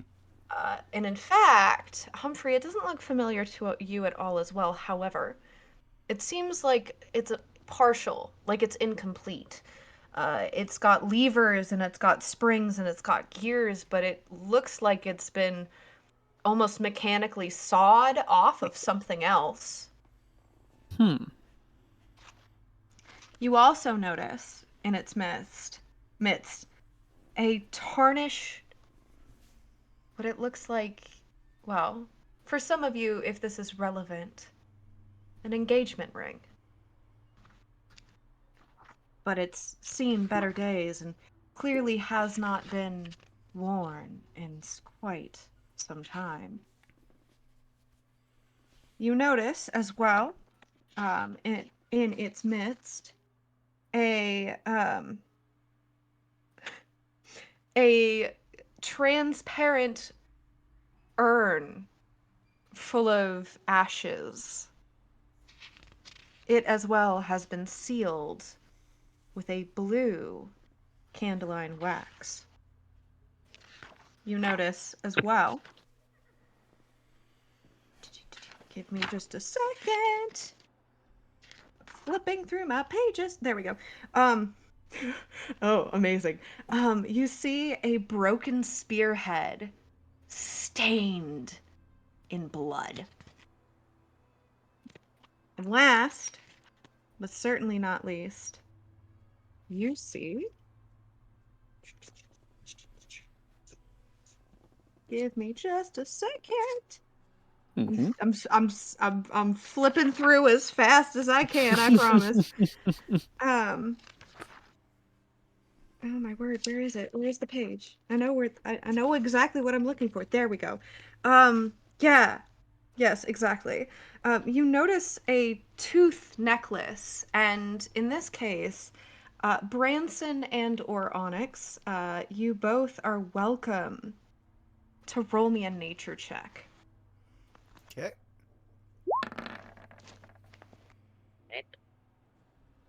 14. 19. Oh, sorry. It went twice for some reason. You're good.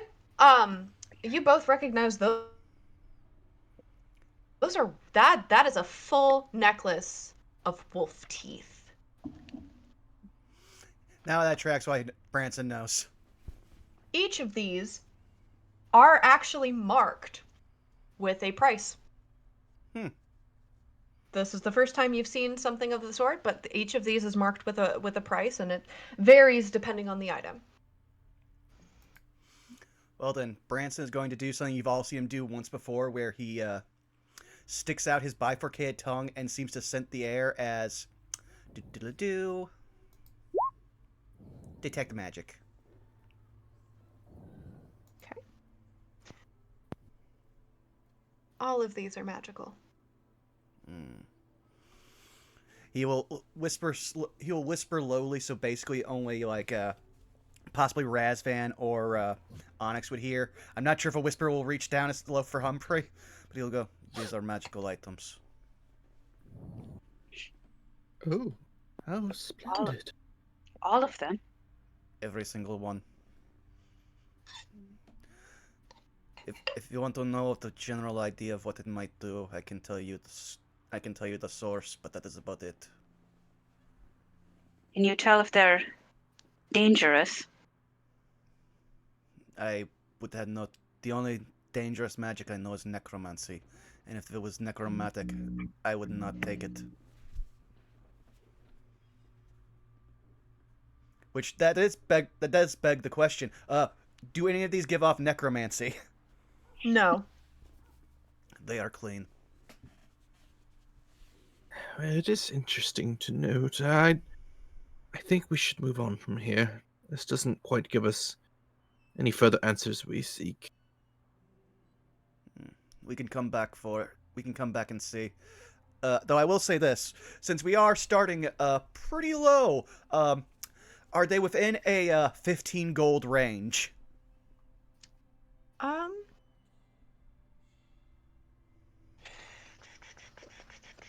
It seems that I would say.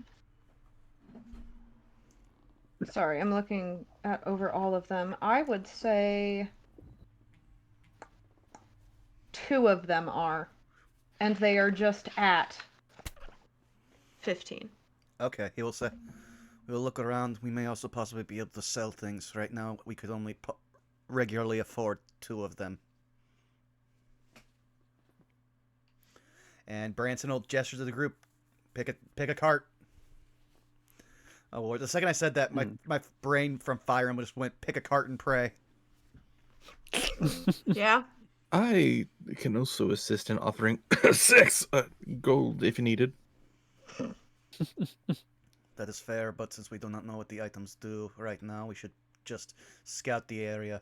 If anything, I would be more willing to see if I can find a blacksmith here who can make these. And he pulls out, you only saw them for a brief moment, but on an L hook on his left hip are 4 incredibly thin but very well balanced hand axes.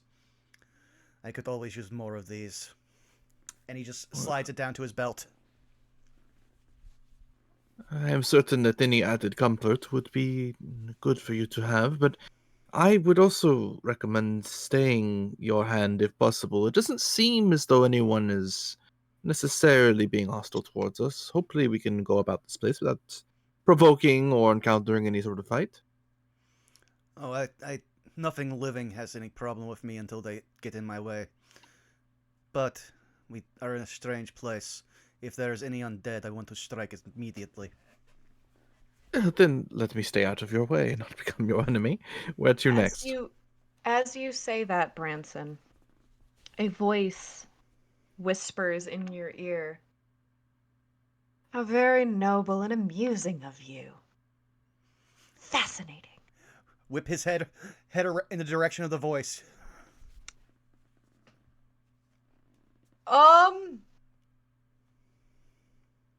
Hold on. I don't think that's how that spell works.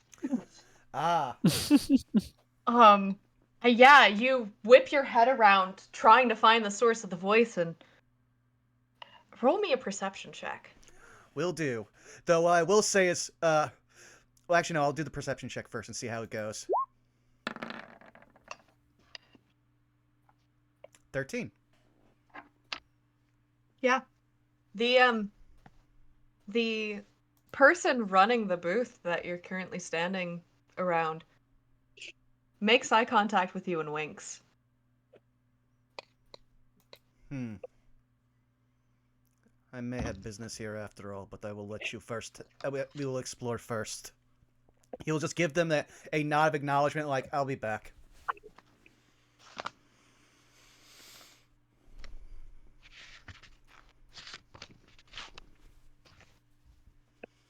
So, anyone has any particular inclination as to which one should we explore? Anyone want to try pulling out that sword? Well, not Humphrey and I, perhaps, but Oh, but I think either of you would be splendid monarchs if you chose to be one. Why would pulling off a sword make you a monarch? Just old stories. Can say I heard one. Many believe that any form of destiny would be pulled from something as concrete as the stone. But still, we might want to investigate the sword all the same. Well, I'm looking at it. Is it within 30 feet? No. Mm. It's a bit farther away than that. The map is not quite to scale. Oh, that's totally fine. Basically, like, there's a certain level of theater to the mind, so I was just checking because I have a spell range. Mm-mm. Well, if we get closer to it, I could tell you if it's magical, but right now, let us just... Well, we are next to two other booths. What do we kind of see from those two? So, to your left, so this one, it's super interesting. As you notice, the booth itself is empty. You find that it looks as though it's oddly pristine. I mean, it's not like it's run down, it's not like it's decrepit, but it's empty. There are no goods, no one is there. And as your eye draws to it, once again, Branson, you hear in your ear, yeah, I couldn't tell you. That booth has been empty for a very long time. Mm. And then, to your right, so this one. Oh, this is a fun booth. So this booth, it's got more wood to it than cloth. In its structure, the roof itself is made of wood panes. You see two giant torches of billowing golden flame, sort of encompassing or like encasing the entryway. Inside the booth itself, how the best way I could describe it is if a booth could be like the interior of an oddities shop. You see a myriad of various different items, all in very similar, very gothic, both in the modern aesthetic and in the shall we say architectural or Gothic era aesthetic. You see lots of different trinkets, and even in this one you see a sign, wooden and engraved gorgeously, primed and sealed, that even says Trixie's Trinkets on it. The woman manning the booth, that's quite a sentence, seems to be Glad you thought the same thing. Yeah. a drow with a spiderweb fascinator, with a black veil falling from it. She's dressed in red Victorian garb with black accents and a beautiful brooch at the collar with a black widow carved in it.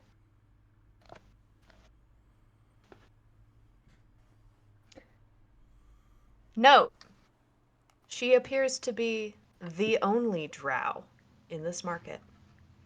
Mm.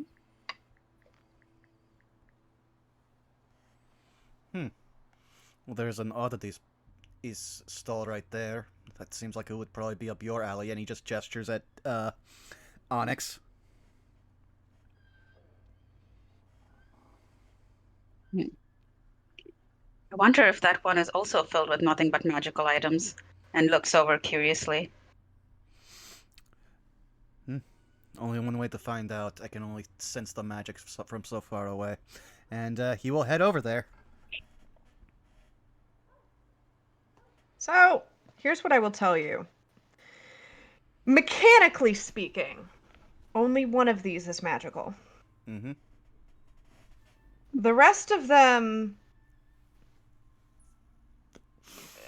if there are there are Traces of.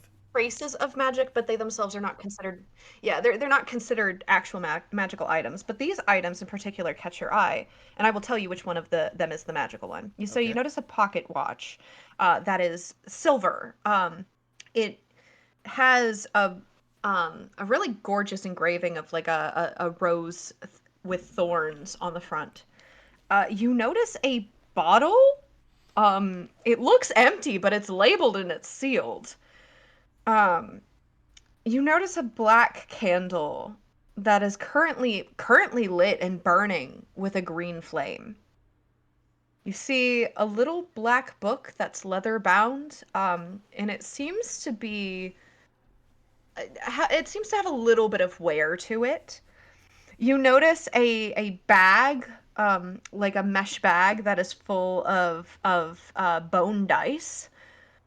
You see a brass key hanging from a leather, like a I don't know what to call it. It's not like a So the funny thing necklace, is, but for like a simple leather strap, it actually has a word, and it's very stupid. It's a thong. amazing, Beautiful. amazing, Wait, immaculate, that's where the term comes from. Funny in amazing, there. immaculate. Yeah, it's a brass key on a leather thong. You notice a pouch, and it takes you a second, Branson, but and Onyx as well, but it dawns on both of you that is a pouch that is made of flesh, and it has a sinew drawstring. And then the magic item is a silver whistle with a wolf's head for a chamber. And again, each of these items all has a price tag. I believe you are Trixie. Why, yes, that would be me. What can you tell me about that whistle? It's caught my eye. Ooh, that's a very fascinating whistle. It doesn't come from these parts. It comes from a very, very distant land. It has a few magical capabilities, a few non-magical capabilities. When it is not being used for its magical intention, the whistle I've heard, well, I haven't heard literally, but I have heard, metaphorically, that it has the capabilities of being heard by beasts, but not those who are humanoid.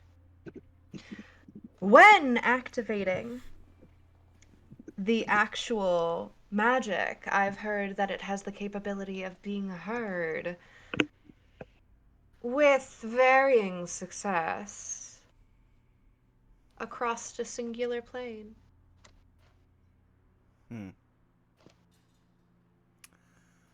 Interesting. What about? I'm trying to remember everything that's going on. I think you would probably point at. Well, I'm assuming is an ever-burning candle. Yep, it's a black candle that is burning with a green flame, and it is currently lit. That could be useful, but hard to transport. Ah, yes, quite, because once it is lit, it never quite goes out, or at least unless you manually blow it out or use water. But once it's lit, it stays lit indefinitely. And he just looks at the rest of the group. Anything else catch your eyes? Is the sense he's giving. Humphrey is actually not really been paying much attention to the stance, and he's like looking at the people. Right now, he's just trying to figure out like if if he's the like everyone is treating this place as normal or like Well, anything weird. what strikes you immediately as interesting is that this drow woman and the very androgynous individual that you just saw at the other booth, Mhm. um, um, clearly you can tell not just from the fact that the one is you know as for all intents and purposes is human, and this one is a Mhm. drow, but even from the clothing to the build of their cart to the things that they are selling, they're not from the same place. And as your eye draws, obviously you see the different carnival goers, right? The people that are window shopping, and again, very similarly, they're all from different places.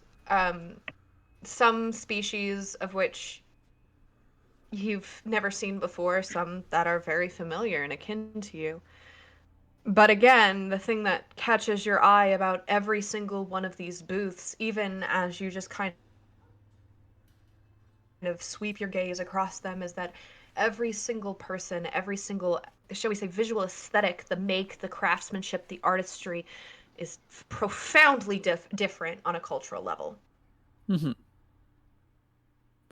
Like, different even from the people working the carnival. They are not the same.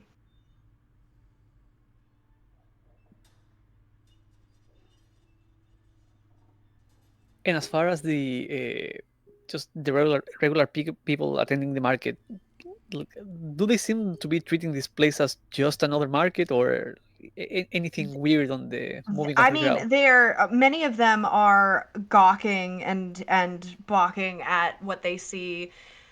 Many of them clearly have never seen such whimsy and such wonder in their lives. I mean, you do see some children actually trying to climb up on that sword and try to pull it out.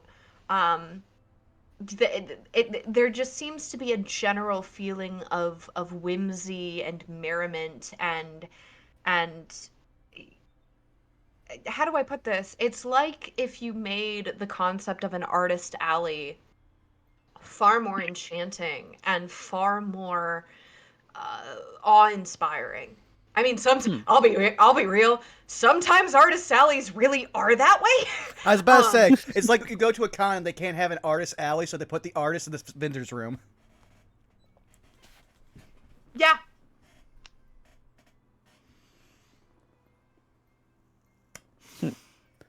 Hope takes note of that. And but on the other hand, then, does anyone in there seem to be unhappy or jaded, or Roll me an anyone that doesn't conform with that uh, sense of merriment? an insight check. Will do.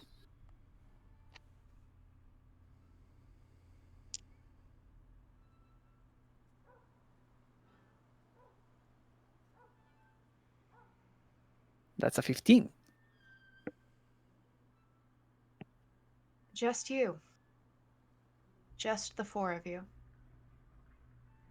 Everyone else seems enamored and enraptured in what they see around them.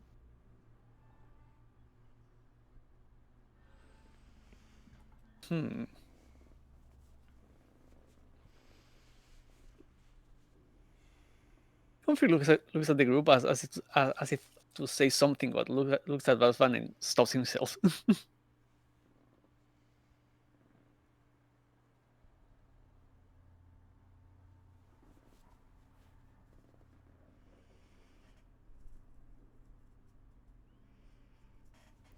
Well, yeah. Is something the matter, Humphrey?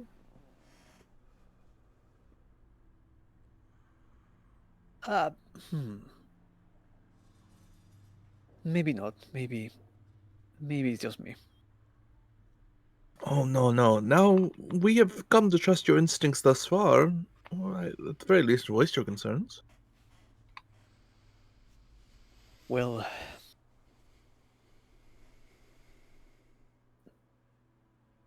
I don't know. Consider the means by which we were transported here. The fact that none of us belongs in here, that we were just dragged, and no one seems to be worried about that. Don't you find it weird? Perhaps I am the wrong person to ask this. Where I am from, I am considered an abomination, a monster, as it were. I am often ostracized simply for existing, even though that is, I believe, hardly a crime. And perhaps many people here, Drow included, are from places where they were not best to fit in anywhere. So here in the middle of nowhere, why not feel like you have a chance to fit in? I certainly do.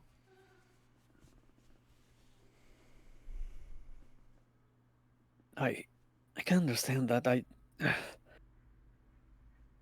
Isolde said people get here because they need it, they are looking for something. But I have a home to get back.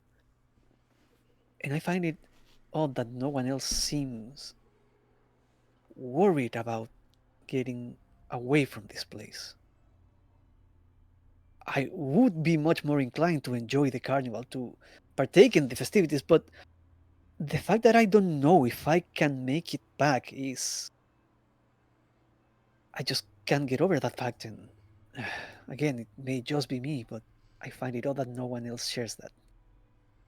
Concerning, yes, I can certainly understand and empathize with that feeling, but if there is no present danger here, and there's present danger back home for many, or in Branson's case, no home at all, it seems fitting that many would not feel the same anxiety that you would feel. I suppose. Still, if there is a way to return you to your home, I will keep my senses tuned for such an opportunity. I appreciate that. I share your feelings, Humphrey. There is something quite odd about this place, and I too get the feeling that we are trapped. The sole fact that an exit has not been presented to us at any point, and I doubt wandering into the mists would be advisable. I'm just keeping my guard up. Disregard my excessive concern, maybe. No, not at all. No, I think that's wise.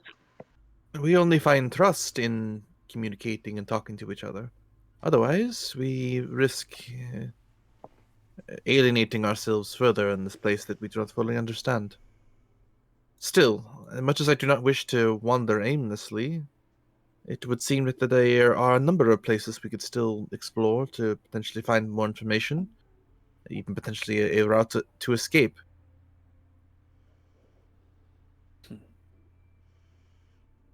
I don't plan to escape. I am going to find my quarry. I will not hinder you. You are certain your quarry is here? They were here at least for a time, according to Isolde. Where next would we investigate where your quarry might lie? Well, screams and tearing flesh is usually a good sign. And then he's just going to, like, look over to that little fort over there. That might be a place more akin to have answers, less about commerce. Well, then we shall follow your lead. All right, I will head over to... That fort. I'm sorry, I don't mean to eavesdrop, but you are standing directly in front of my booth. Oh, I'm so sorry.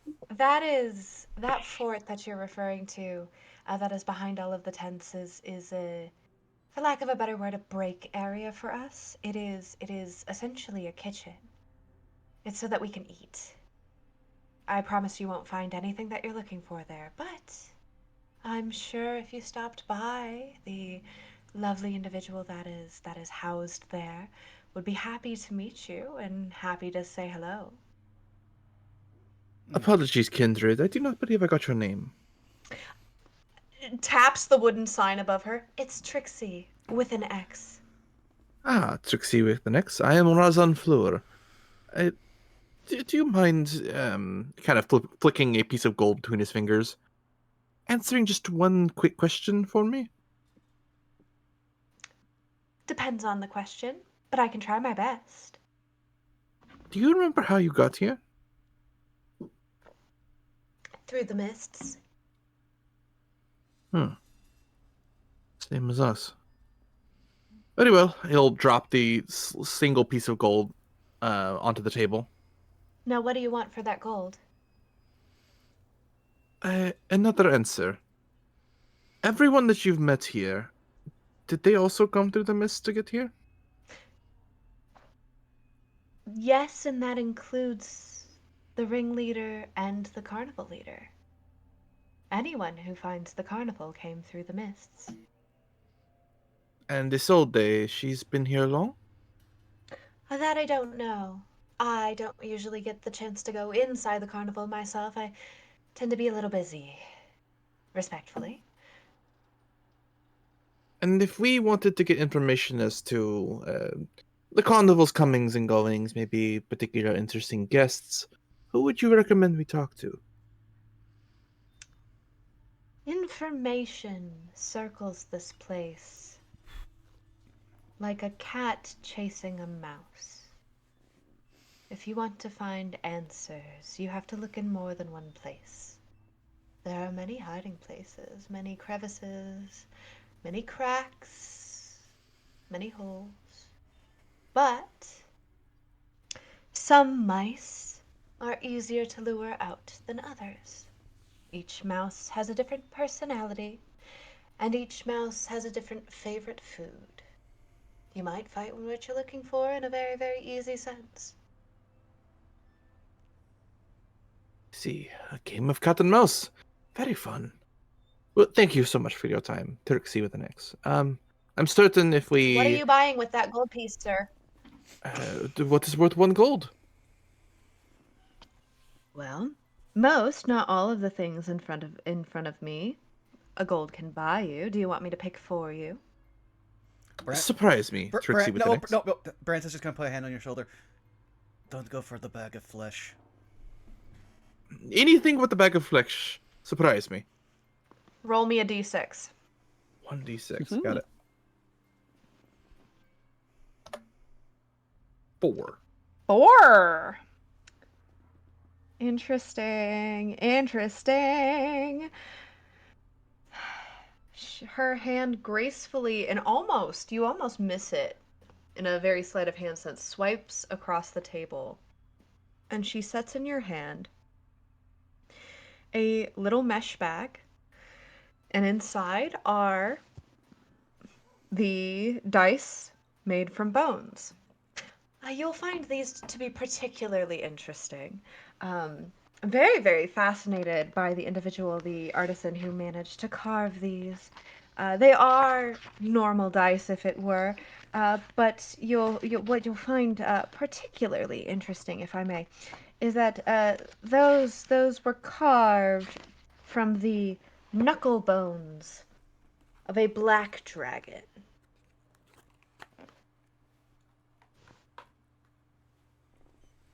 That is quite impressive. I will consider them purchased. Thank you. All right. Well, we could check the other booths. I want to just, for the sake of this, let me see if I can actually ping because we know we had issues with that earlier. Yep, I cannot ping. So Okay. I am looking at the small booth next to the booth that's unattended, and then the other booth on the other side, the one with the red and white stripes. I just want to see if those This are also unattended. This one Yep. and this one? This one? So if the red and white one is 12 o'clock, you're looking at 1 o'clock, the small one? Yeah, 1 and 11. Yeah, interestingly enough, as you pass the both of them, which it's not hard, they are both unattended. Again, the booths themselves seem to be pristine, but there's nobody there. All right, we have 4 places, though I would rather not bother the one who is preparing meals for the staff.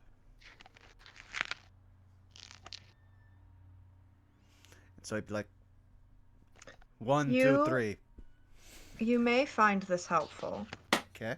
that there are signs. Unlike the tent that you first saw, there are signs at the 3 different booths that you're looking at. The one farthest with the green and white top has a little sign. The sign itself does not actually seem to be made out of wood. It seems to be made out of metal. And it reads, "Mischief in a bottle." Ooh. This tent here is another wooden, but this time painted sign that reads "Apothecary." And the one in the center at 12 o'clock has also a wooden sign, this one engraved with a very opulent filigree. The Veiled Menagerie.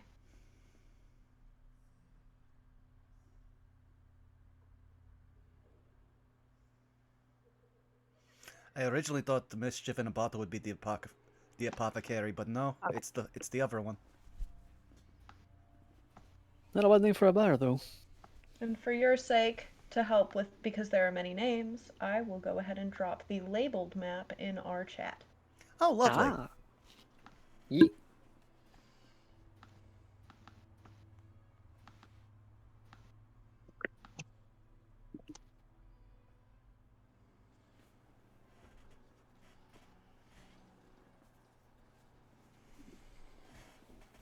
Awesome. Thank you. Yep.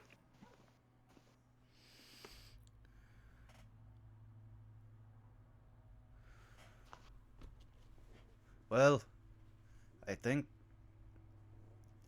the apothecary makes potions. I couldn't tell you what the other 2 do because I don't know what a menagerie is. Well, it is an apothecary, which would assume if it's apoth and fairy, they store fairies there. You'll see I like guess- this. You'll see the look of someone who is just like, oh, I was obviously raised in a public school.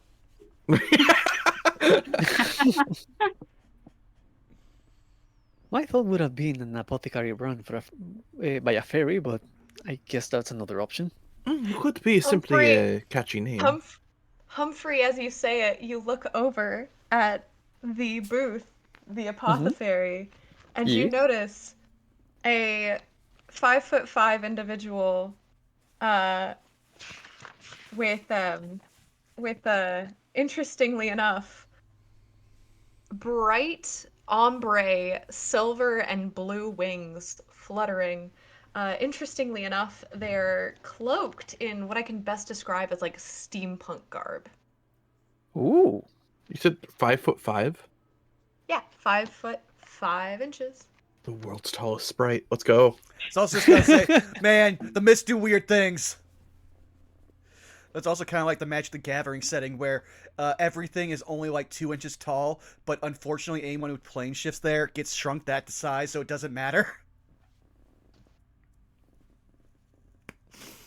But it sounds like we're most like attracted to Apothecary, so I guess we'll start heading there.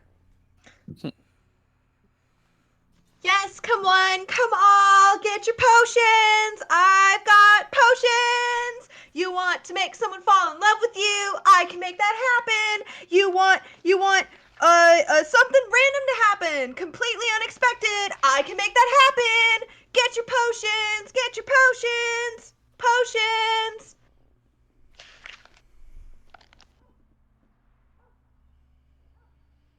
Well, she seems to be in good spirits.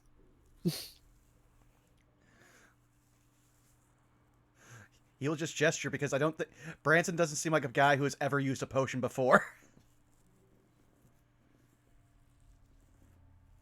And unless we have need of something specific, potions do tend to be a bit expensive. Onyx whispers just to the group. Perhaps apart from potions, we might find answers. Oh, very True. well. They do look very Why don't- strange. Would you mind taking the lead on this one, Onyx? Certainly. Okay, I walk over cautiously.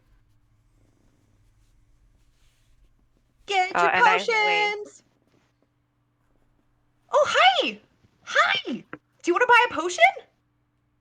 I don't think I could quite afford your fine potions, but I'm certain that they are very well made. Depends on what you're looking for. There's a big variety of price ranges depending on how powerful you want the potion to be.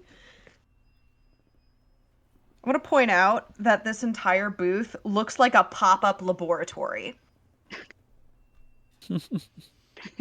Okay. Onyx, distracted, looks curiously at the potions and then remembers why she's there. My companions and I were curious if we could ask you a few questions. Glances over at Razvan or Branson to see if either of them are holding up a coin to offer her. Tilts her head to indicate, hold up a coin or something. Razvan will hand you a coin. What kind of coin? Fuck it, another gold. Why not? Okay. Well, you can certainly ask me questions. Can you tell us anything about the ringleader of this fine establishment? Waves her paws around. I mean, yes, I can. Who are they? You mean Isolde?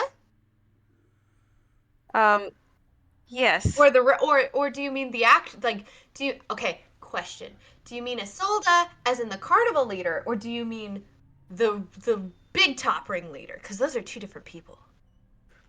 Well, we did have the opportunity to meet Isolde. I was wondering more about the ringleader. Oh, yes. I mean, do you want their name? I would appreciate it. Holds out the coin.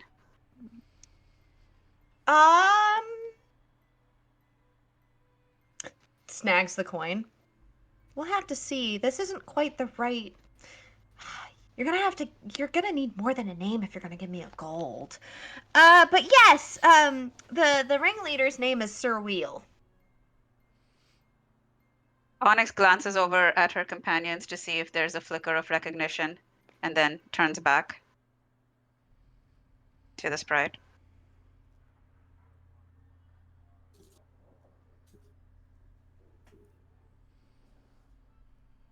You would all remember that was one of the names on the flyer. Let me check it out. I'll bring it up so that way chat can see. and YouTube as well. Oop, wrong button.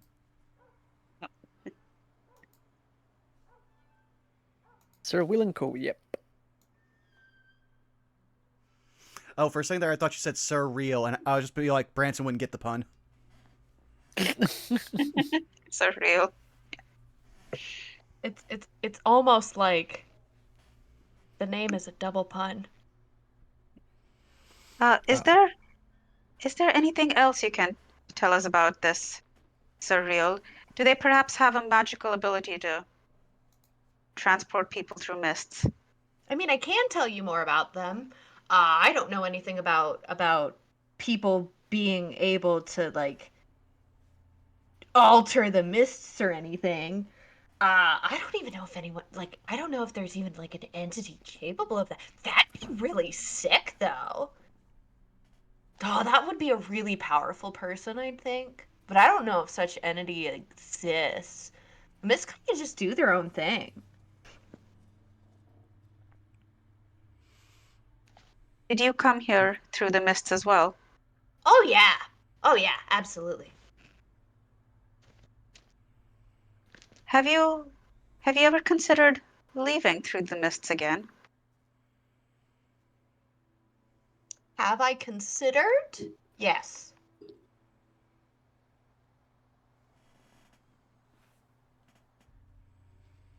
Do you think it would be safe to walk through those mists again?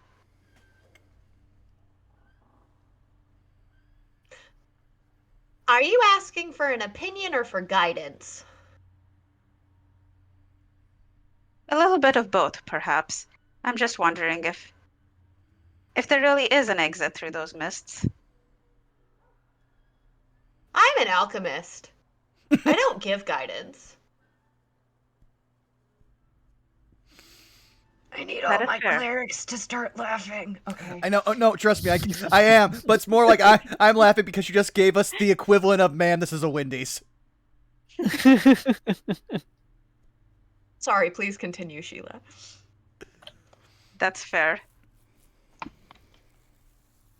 And then Onyx turns towards the party and whispers in a low voice, "Well, I don't know if they can be of any more help. I highly doubt there's a potion that can just help us walk through the mists. And potions is all they have to offer." But we have a name, and we should have put the pieces together. Mr. Will apparently is who's running this entire carnival. We should ask them. They're probably the ones who lured us here. I mean, we seem to have been dragged here for a purpose. Each one of us got a ticket. It doesn't seem to have been at random. At the very least, an explanation as to why are we here. Well, I was actually led here by the voice that's been speaking to me for the last 5 years. It slowly looks at Branson. Oh. I would like Humphrey to make an insight check, and I want Branson to make a persuasion check. I've been waiting 3 sessions to like bring that up. Okay, you said persuasion? Mm-hmm. Versus insight. Mm-hmm. I got a 23. I can literally not beat you. Beautiful. Wait! That gives me a point of bardic inspiration. Paying it forward. So, should I elaborate, or would you, Saris?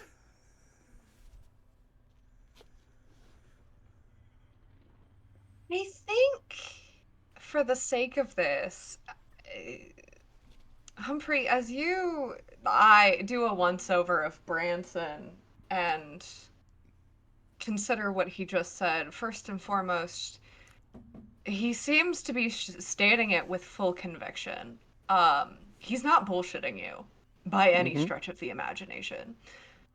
Beyond that, I will leave you, Vaughn, to determine anything else beyond that, vibe-wise or otherwise information that Humphrey might pick up on. I would say, Humphrey, You have known this man for only about, like, I would say generously, like 7 hours from session 0 till now. And in that time, you would just know he is very blunt, to the point, no frills. He just says what he believes is the truth. Everyone make a note of that.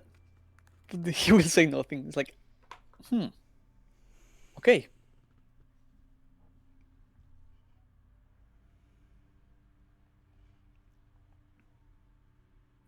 But going back to the point, we have a name that we can ask. Would you all be in agreement that it would benefit us to, at the very least, know, trying to like assess why we are here? I am fine with this, though. I would at least like to check out what the 2 items I could afford at the magic item shop is. They may be useful. For what it's worth, one of them is a piece of a machine. Oh yes, I saw it. I know a little bit about mechanics, but that thing was unfinished at best. I don't know that much myself. I ain't no mage, right? No artificer. But yes, it seems to have been not just unfinished, but removed from something else. That's fine. I'm not interested in that. It's magical, but I'm not even sure if it's one of the things I could afford. I didn't really look at the prices. Also, the merchant there spoke to me with magic. For a second there, I thought I was collecting voices.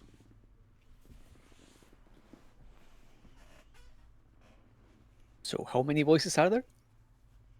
There was the one. It has not spoken since I made it through the mist, so it basically did what it promised me when it gave me this axe.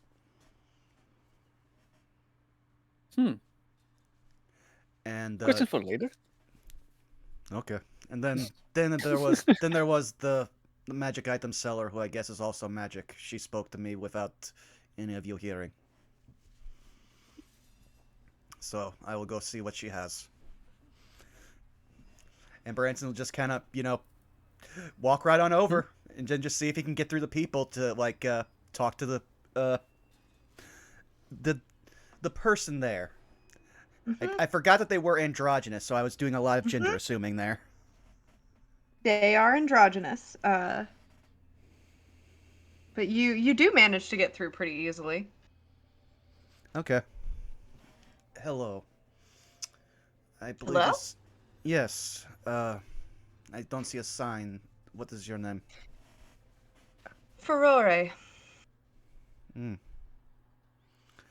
Well, I see I can afford 2 of your items. Could you explain what they do? And he'll gesture to the... Again, because we didn't say which were priced what, he'll just point to the 2 15 gold, like, price tags. Which you would find to be the tarnished engagement ring and the wolf tooth necklace. Each of these items does as... I know I don't have a sign. One of these days I will actually take the time to get one. But today is not that day. And I have no interest in going to the place that I know that I could get one. I have no interest in it. But that being said, every single item here does the exact same thing. They're priced based on rarity. How difficult it is to find one of these. And with the enchantment of which it has. Both must be existing synonymously, simultaneously, in unison, in order for it to be worth something in my shop. Welcome to the Whimsical Wayfinder, where if a way is what you're looking for and you're looking for a direction, perhaps my wares can guide you. You will see for the first... Well, they will see something that the party hasn't seen, which is Branson showing an interest in anything. Alright, explain to me the details of these things. You have caught my attention.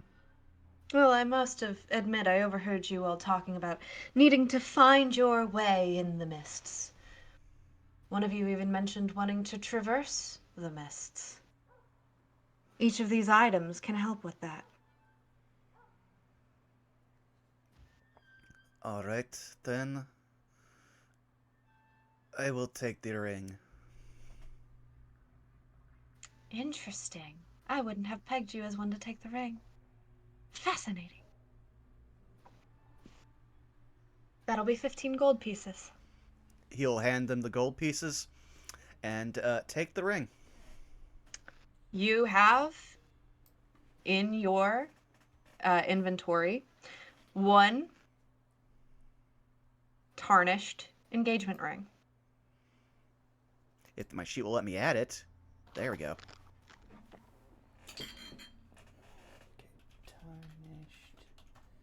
So long as that is on your person and you and whoever you are walking with have it doesn't need attunement, you just need it on your person. As long as you have it on your person, you won't succumb or become lost.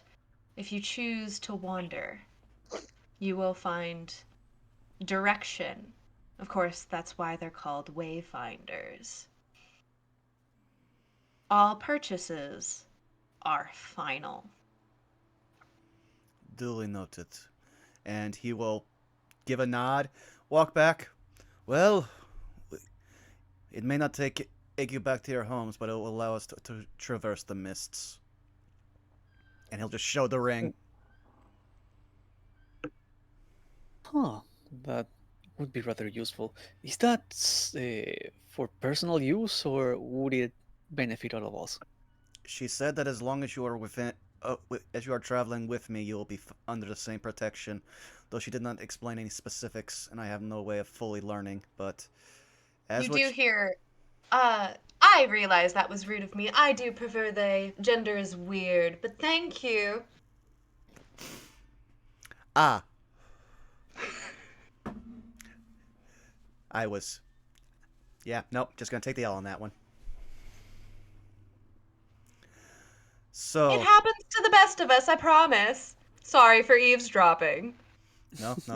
And again, this is just Branson. Well, that was mostly me saying stuff, but then Branson's just like, you look like you can see that Branson is hearing something that the rest of you can't hear.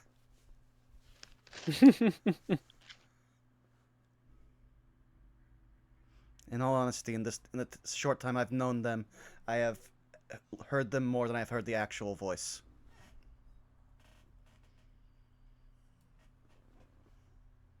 And he'll just. So, Go ahead. no, oh, I interrupted you. Well, then Branson will just take off one of his gauntleted hands, and you guys will see that, surprisingly, all of the skin on the back of his hand is covered in red scales, that the same color as the ones coming down from his eyes, and he has clawed fingernails, and he just slips it on his ring finger, and then pulls the glove back on. All right, we can go try to find this Sir Wheel. Very Do we well. know where to go first? Branson just shrugs. If I were to assume, first of all, Will's name was in none of the other buildings in the carnival, right? Just on the flyer. They said the large, the one with the butterfly wings, said that they were the big top master. So I guess we look for it. Yep. What is what is a big top? The large building. We passed by it when we came here. Ah, It should be right back in the carnival. Yes. then it sounds like we head there. Mm-hmm.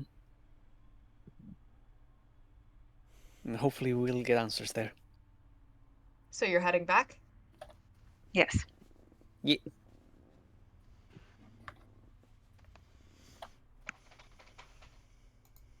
Okay. You're heading directly for the big top. Let me switch our audio back.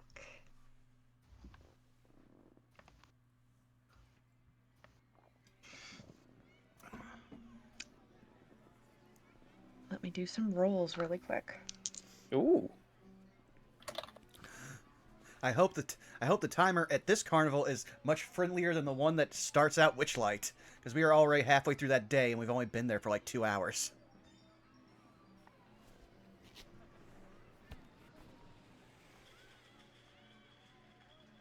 So, you approach this giant tent, and it is, an incredible big top tent full of reds and blacks.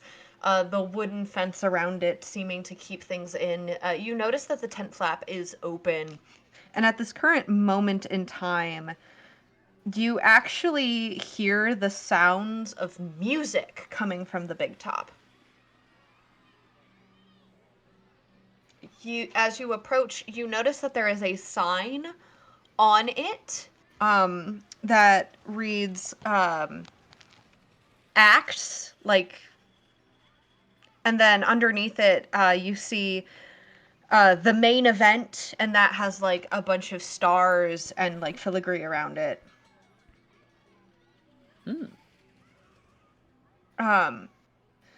Then you notice the name Charlotte the Fire Eater.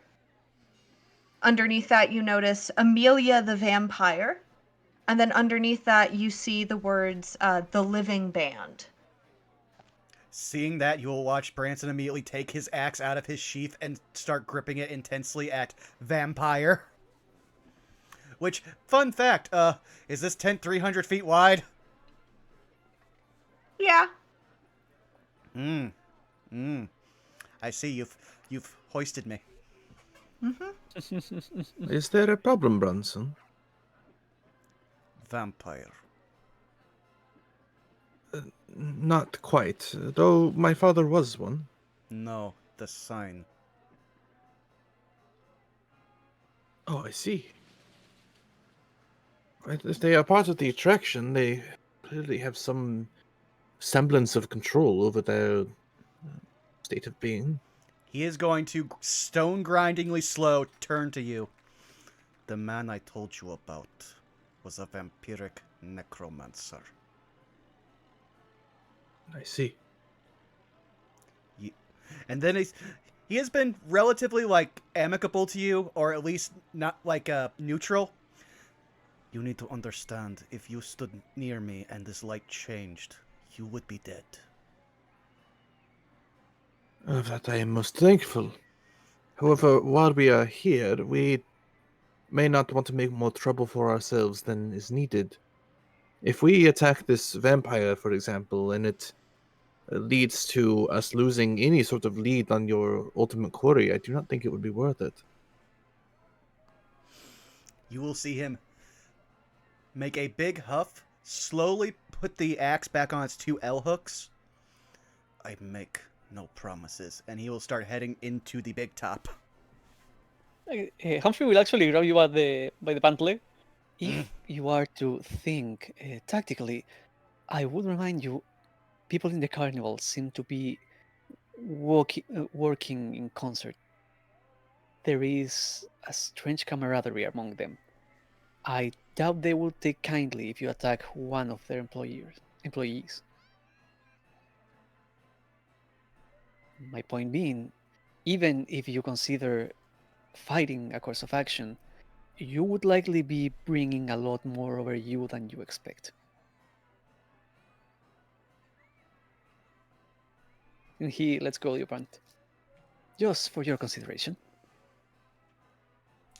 I'm going to put some levity in this because, again, my character's being very adversarial, and I'm sorry, but No, it's perfectly fine, dude. Yeah, no, it's just, again, I don't want to ever be at a table where, again, the character's doing something and I am making other players uncomfortable. But no, you're not. to again add levity to this, you very much get the I Married a Yakuza anime. The guy who is surrounded by dudes. Hey, give me a second. Googling how many guys can one guy take? In a fight? Yes, in a fight. Don't you try to switch memes on me.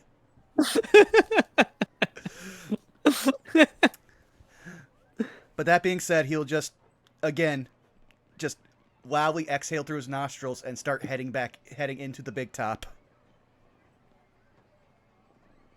Axe still out?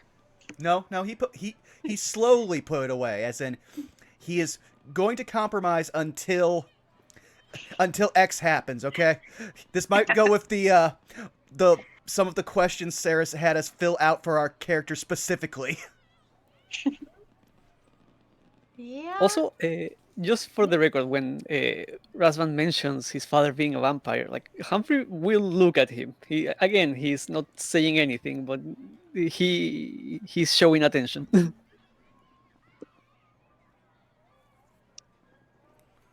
That's how it works, right? One of Humphrey's parents was a blob. Yeah, pretty much. Does that mean one of Onyx's parents was a cat? Gosh. You say that, but I've actually played in a game where people... Actually, no, I didn't play in a game, but one of my friends plays in a game where people thought that because they'd never seen a tabaxi. That would make for a hilarious exchange, actually. But yeah, it sounds like we're going into the big top. You are, and I am currently scrolling through my music playlist, so give me 2 seconds. Oh, you're totally fine. Mm-hmm. Yeah. Give me just a moment.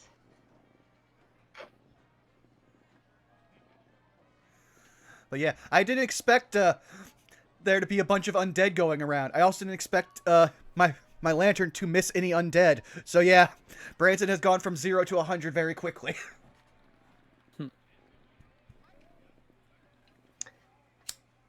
Yeah. There.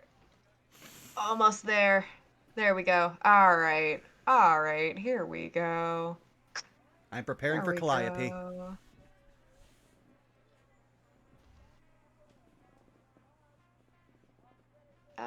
Where did it go? Sorry, we're troubleshooting. No worries. Something that I had put in place is not where it's supposed to be, and I'm trying to figure out where it is. Who is surprised? Not me. Would it truly be a stream where I'm DMing if something wasn't exactly where I put it? There we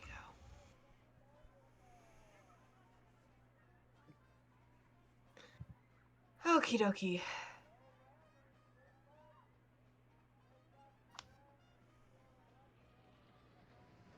And voila.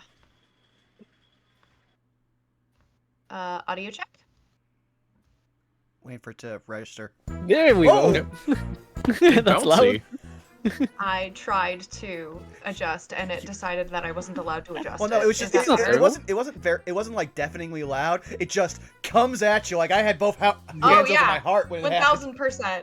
1000%, because that is the energy of the that you are entering into. It is very intense, very brassy, very loud, very upbeat.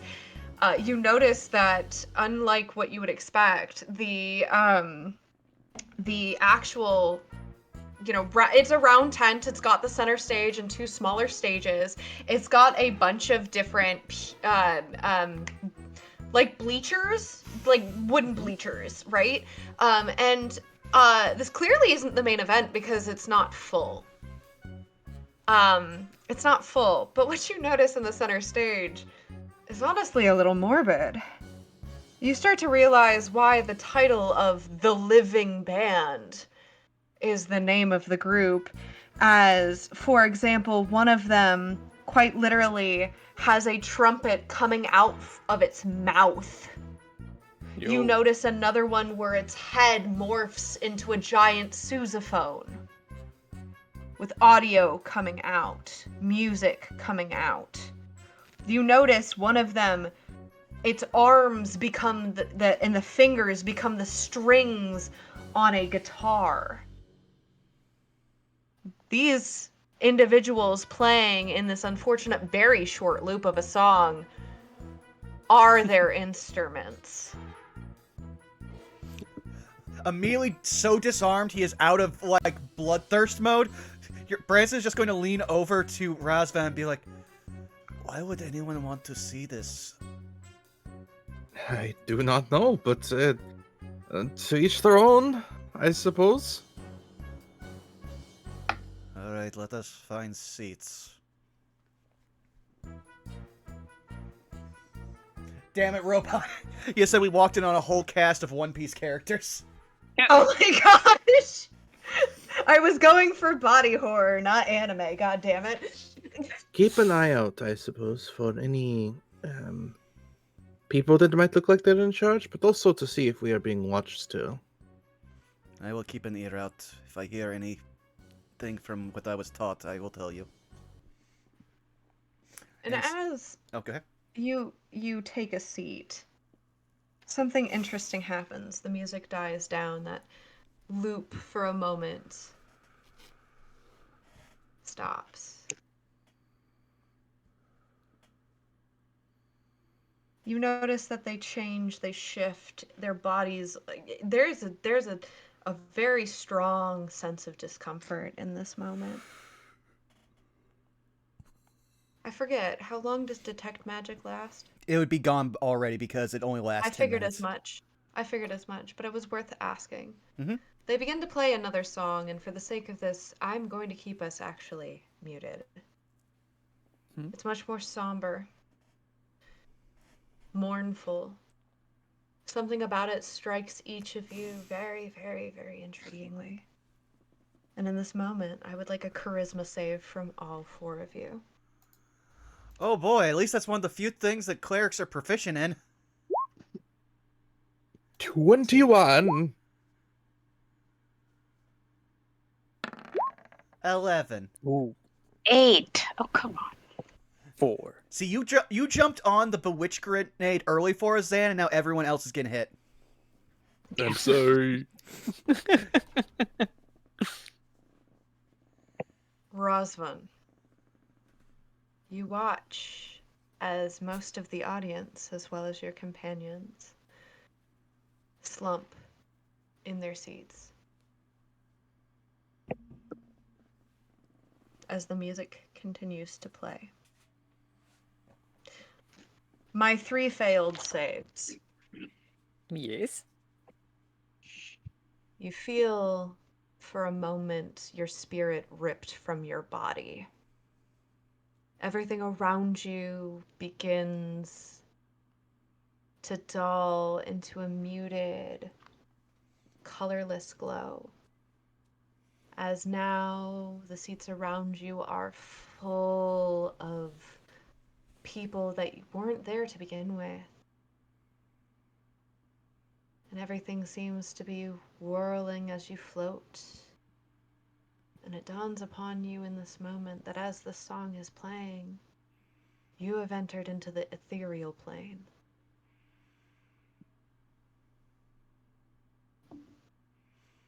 Now You here's no longer can hear the music. I do have a question. Since we've entered the ethereal plane, does Humphrey look any different? He does. He looks like the man that you met in Session 0.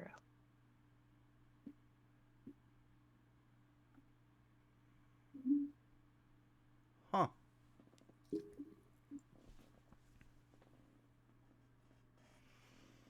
And it's only those 3, right?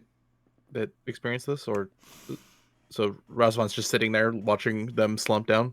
Oh yeah, everyone else looks like unconscious, slumped in their seat, possibly dead.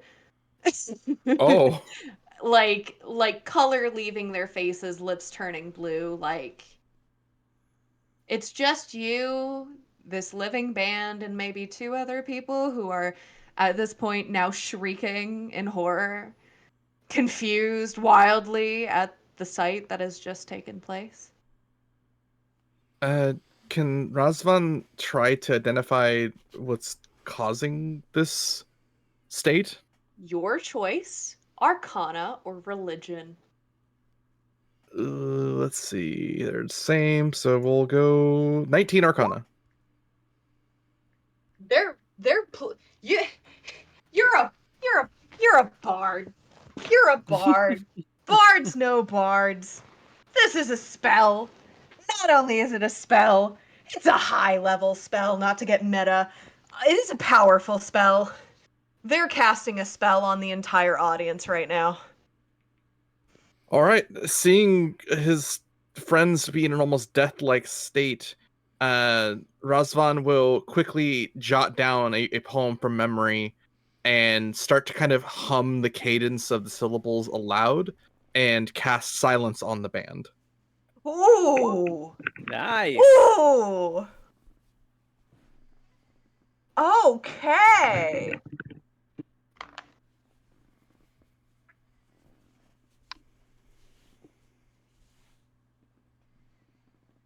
Yeah, with 3 fails and 1 success, you are able to stop the band and put them in a silence.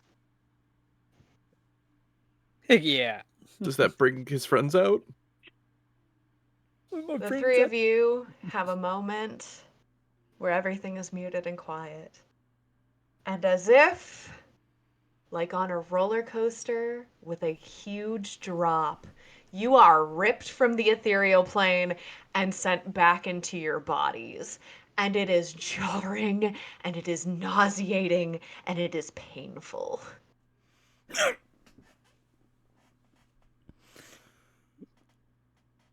What was Yeah, that? Humphrey. Hi, everyone. Remain calm. As you see kind of Razvan standing over you, kind of twitching his fingers, orchestrating the magical weave to maintain the concentration on silence. There is something going on here. Something emanating from the band. I have caused them to be silent for now, but I do not know what happens to you. Just for reference, for plasmoids, keeping their shape is an active, an active something active. Oh, So no. he's a puddle right now. Oh, that's When nice. he went unconscious, he became a puddle. And Onyx's fur is just like sticking out and she's trembling. The way I see it, we have one of 3 options. We can try to escape immediately to try and get away from whatever is causing this, and find out later what may be the bringer of all this chaos. We can try to engage with this band, because they are certainly the source of where the magic's coming from. Or we can try to hijack their doings and make them look towards us rather than the band, for at least the rest of the audience's sake. If you have any other ideas, I am welcome to suggestions. It seems not every song that I do does that. But still, we have not even seen any of the acts. And remind me, what was the order of the acts on the sign? For sure. You would recognize this to be probably in reference to the living band. But there is the main event, there is Charlotte the Fire Eater, and Amelia the Vampire as the other 3. Let us leave until this main event starts. And what happened to Humphrey? You see him like trying to basically start bubbling and try to like form himself back into a humanoid shape.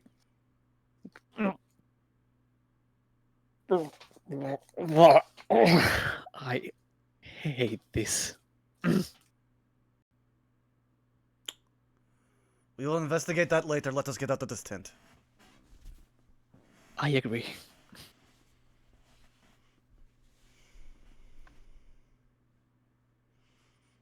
And the 4 of you leave? I would assume yeah. so. You watch as the 4 of you begin to gain your bearings. One of them steps out. Yeah, steps out of the point that you had chose. I'm gonna do a roll really quick. Yeah. And you hear just the soft bassline tune on the guitar. And Razvan, you yourself don't recognize the tune, but you recognize very quickly as it hits your ears. that specific sound. Roll me an Arcana check with advantage. Advantage. Okay. 17. Someone's using counterspell on you. We're outside the. As you're The- leaving, Okay. someone's using counterspell on you. But as you leave the Oh, tent, as the four of you leave the tent, you begin to hear the brassy sounds of giddy music begin to play.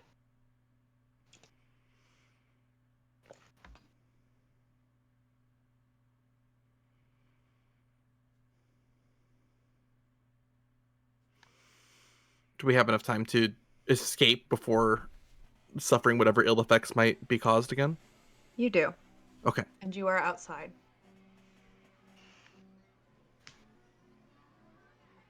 What happened to everyone in there? We got taken from our bodies. I could see everyone else hovering. And he turns to, like, Humphrey. He's like, I saw what you looked like before this. Yes.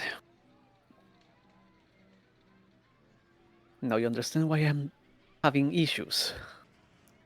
Well, I kind of understood the issues. I at least now have a face.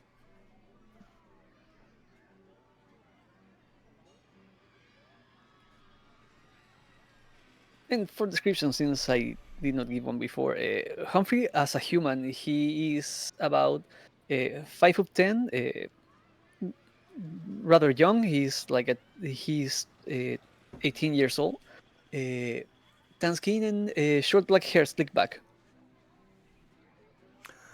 At which point, another thing, just like a small tick in the head. Oh wow, he's younger than me. That's crazy.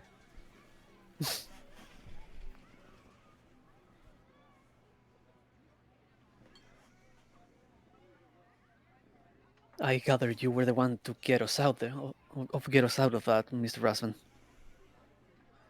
You had us. Fortunately, with Quicken Spell, I was able to silence the band, at least for a moment, but something did break my spell as we left. You mentioned you did silence the band. It may have been someone else outside of that group. I'm beginning to have the same theory as well. But that does lead us as to what next should we do? Well, he'll point back up at the sign. The main event is the next act. When the music ceases, that would be our best chance to find the Surwheel. Are we sure the people inside are going to be okay? The spell that was in there was far more powerful than anything I could have cast.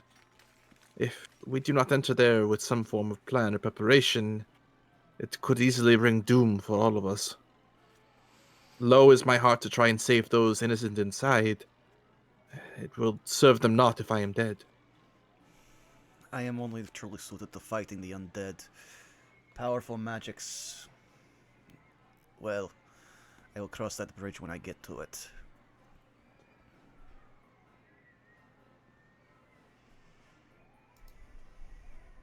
And we don't know if this entire experience may as well be part of the act. Just hard to not be concerned.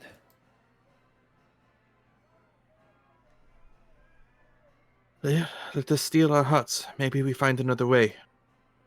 Onyx, do you think maybe it would be within your abilities to sneak around the big tent and see what you could find? I could accompany you if you wish. I am somewhat decent at being fleet of foot. Sure, if you can follow me stealthily, we That can I look will around do. the top. Uh, Cyrus, do I need to do a stealth check? You do. Right. Before we go, Mm. we all encountered each other. Look at that! Oh, never mind. I was gonna give inspiration, but don't need to. We don't. Listen, man, the Tiny power of free cat-like beating is feet. strong. That's true. Yes, that's true. Oh my goodness! Natural 20 on the Yes, stealth to follow. let's go. Yes, we're the stealthiest. Also, 26 and 27 You is were how much we never got on here. stealth. Also, Razvan will reveal for the first time that he just kind of walks on the wall as though it's the ground, as he technically has a spider climb speed. That'd be fun to see. Okay, Oh, so we stealthily explore around the tent. So, let me ask you this. You're exploring the big top. Are you heading towards the 3 cages in the back? I suppose, like, would there be a part of the big top where it's evident where, like, this is the backstage, this is the crew or the pit area? Yes. However, you would note as you are walking along, what you currently didn't really pay attention to is that it seems to be encompassed by 3 large cages. You notice on the inside a creature that, well, here's what I will say. For this first one, I will determine whether or not you are able to, like, I will tell you what it is, what it looks like. I will let you determine whether or not your character would know what this is. For the first, because there are, for reference, there are 4 cages. I know that I have on here 3. One of them is almost completely shrouded in mist, which is why you can't see it on the map. The first has what appears to be a very large, like not super large, but larger than average leopard that is pacing rapidly around its cage, growling, occasionally shoving up against the edges of the cage. You see as well in the second cage. Give me just a second. You see a rather like almost humanoid sized creature, but it is very almost deformed with almost inky, like metallic like skin. Its arms almost broken at the wrist with large claws. You see this almost hide like cloak, ragged, draped over its body as it's hunched over. And you see a very warped face with no nose, cheekbones higher than the tallest tree, with a jaw hanging open and empty like a void. Its eyes also sockets with no eyeballs, but somehow as you look at it, it looks back and it almost seems to peer into your soul. And in the third cage that you can see, you see this creature that is very, very draconic in nature. It's white. It's no wings, but it is very serpentine. It's about the size of like a large cat. It's got a horn on its snout. And scales all the way up and down from its head, all the way down to its very large, and almost like, it almost looks, I'm trying to think of the best way to describe this. Its tail is like super thick, and jointed. It almost looks like,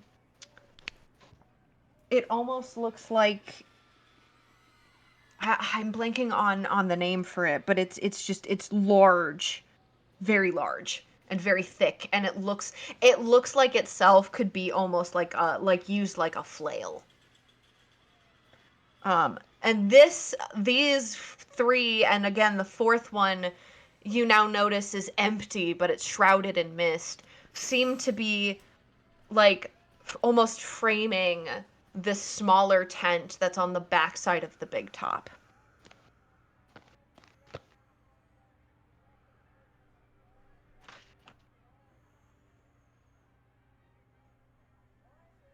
I would imagine that is some of the entertainment. You can call it such. Ready for the Big Top's main events. Though I fear. It looks towards the soulless-looking one. I fear they are not there for the entertainment of the guests. Looks like Sir Will keeps some interesting pets. Indeed. Is there like a back entrance where they would bring in these potential cages or the contents inside into the tent? Yes, you do see a back exit. And with all of your passive perceptions in mind, all of you can hear the music coming from the big top.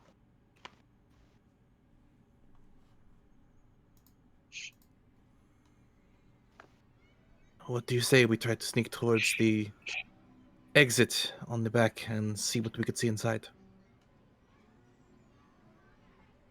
Yes, let's do that. I want to get away from these creatures. You would have to pass the creatures in order to get to the exit.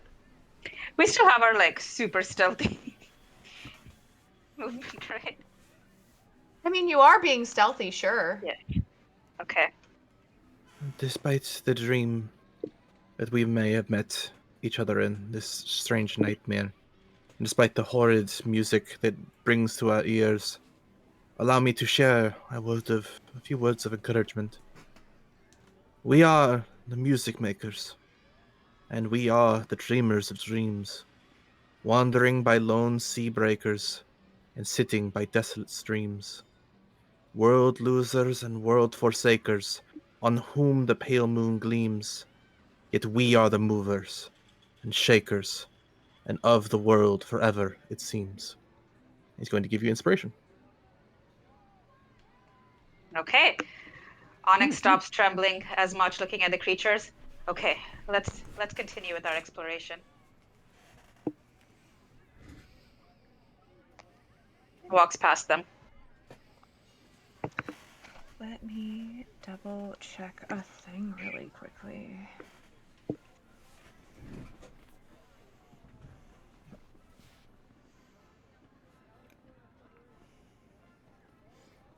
And for clarification, it's just Onyx and Razvan in this moment, correct? Correct. Uh-huh. Yes. Yep. Branson and imagine- I are. I imagine back. like a weird snowman. I feel like Bronson's still trying to pick, Yeah, put Bronson or put Humphrey back together. that, or I just imagine like Branson's just standing there, arms crossed. Humphrey is just like, so how's the weather?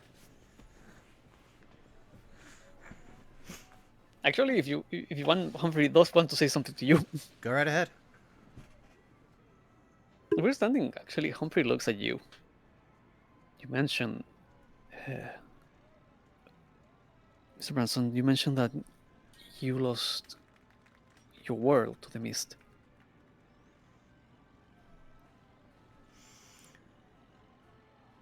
My personal world. I come from the same place as Onyx and Razvan. My world was small. It was a caravan, much like this carnival.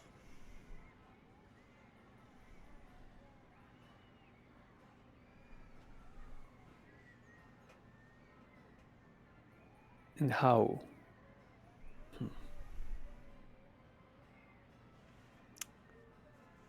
The thing is, we may not be from the same place, but do have something in common. From where I come from,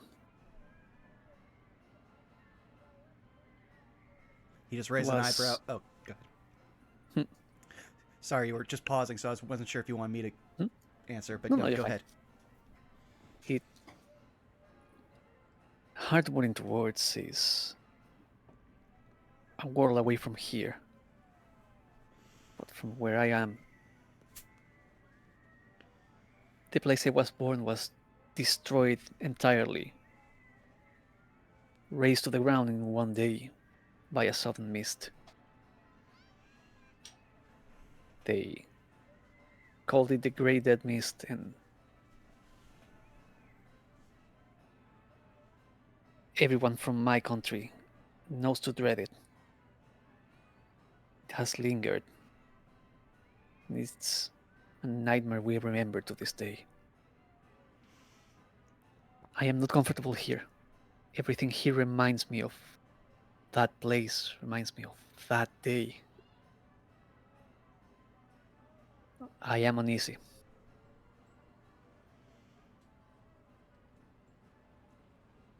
I understand. But you must understand, for the last 5 years, I have only wanted one thing. For the voice to lead me to where the mist lies, so I could find this man. I understand your pain, but I am still in pain, and it will not end until I slay that man.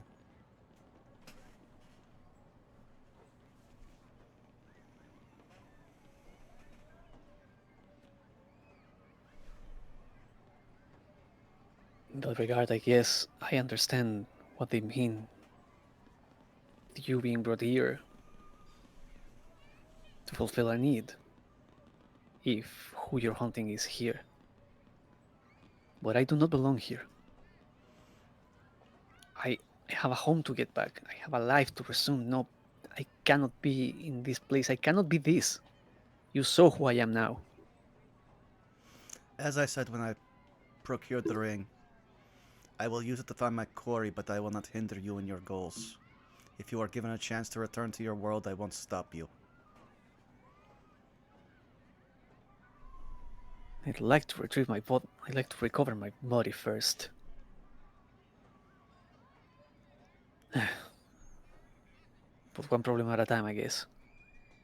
Yes, to be fair, I can do magic. I don't know how, but I can. I don't know how to deal with that. At best, I could maybe... If this was a disease, I could cure it. That is the most of my abilities.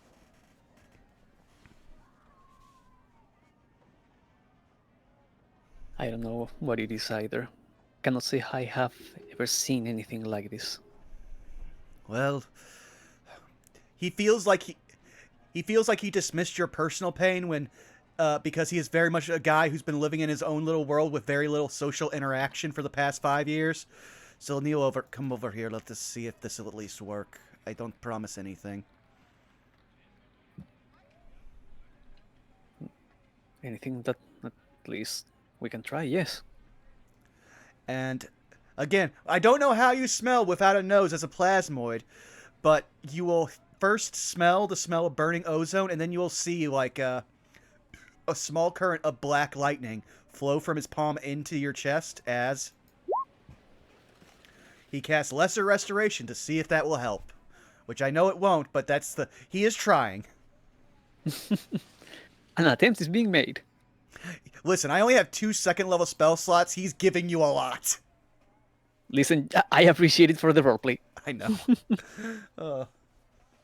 Which, as it doesn't work, really quickly, I just want to say for this scene, I know I already gave you inspiration, but like, Citric, make sure you give yourself inspiration because this is an incredible scene.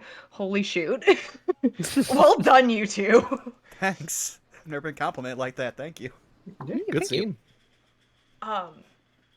And once Sheila gets back, I will jump us back to the cages. As I was checking something. But I'm glad we got to have that scene again. Thank you for taking up space. That was really good. Yeah, that's how it's done. Good job, you two. Thank you. But I regret to inform you as and I will describe this slowly to take up time and space as well, especially as we wait for our rogue to return. There's something off as you're standing there, creeping closer and closer, trying to bypass these cages. Both Onyx and Razvan, you both feel like your life, like your energy is being sucked away from you. Like something about being in this physical space, just like the vibes itself are draining and void-like. And in this moment, you both will take 5 points of necrotic damage.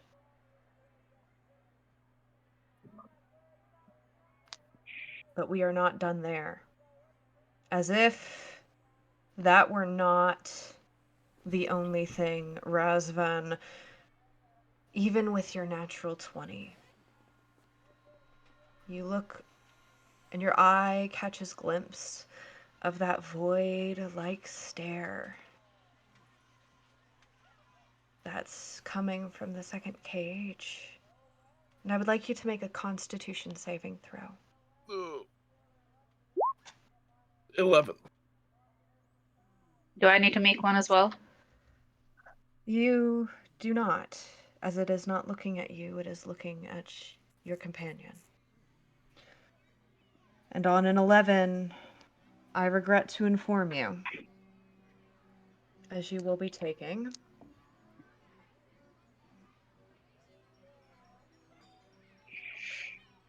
I'm so sorry, 36 points of necrotic damage. Well, Razvan's down. Ooh.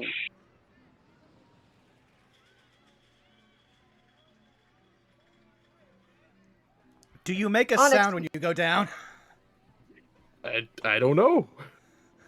I would assume so, because it feels incredibly sudden. You make eye contact, and it feels like your life somehow, as if hands, if eyes could be a grip, something just forcing your energy out of your body as the world around you begins to spin, your vision goes black, and you thud hit the ground. Onyx, you not only hear this, you see this, and I would say, for the sake of things, Humphrey and Branson, make me a perception check.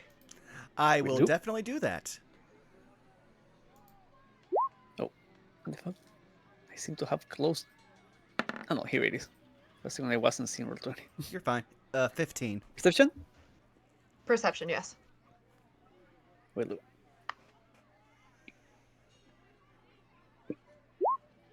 $16. You both hear, it's faint. It's hard to hear. It's faint, but you do hear the sound of something hitting the ground from back behind where your companions went. I feel like one of our eyes widens, the other one jiggles a little, as Branson immediately, hearing this and sensing how dangerous this tent has been, literally reaches down, picks up Humphrey by the cape, puts him on his shoulder, and runs around to where they went. Like, oh!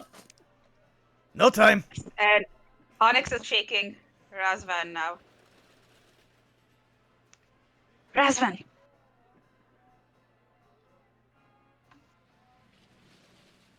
He's out cold. Yeah, he's out cold. The two of you, Branson and Humphrey, return to the back of the tent, and you see Onyx. Oh, I'm assuming you're over his body as you shake him. Yes. Yeah. Yes, I'm crouched next to him, shaking his body.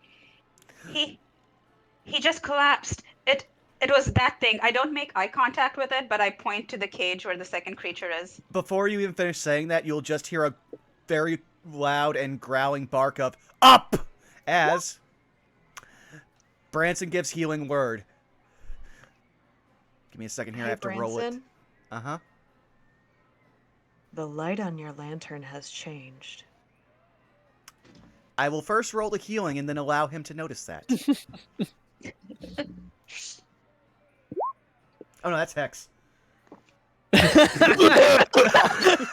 Don't worry, you could take that damage even if that was canon, because he has to hit you for you to take it. Sorry. I'm playing a cleric. My quick keys are 3 times the size of my sheet. There it Up, is. and every that down to hell.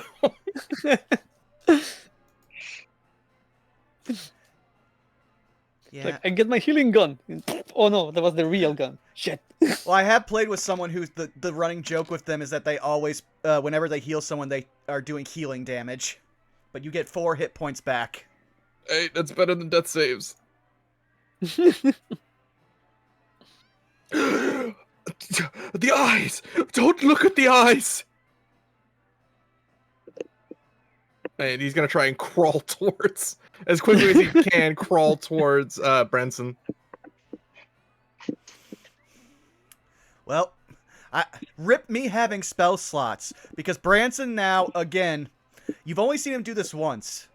He is pulling up his hood, he is pulling up his, he is drawing his axe, and do.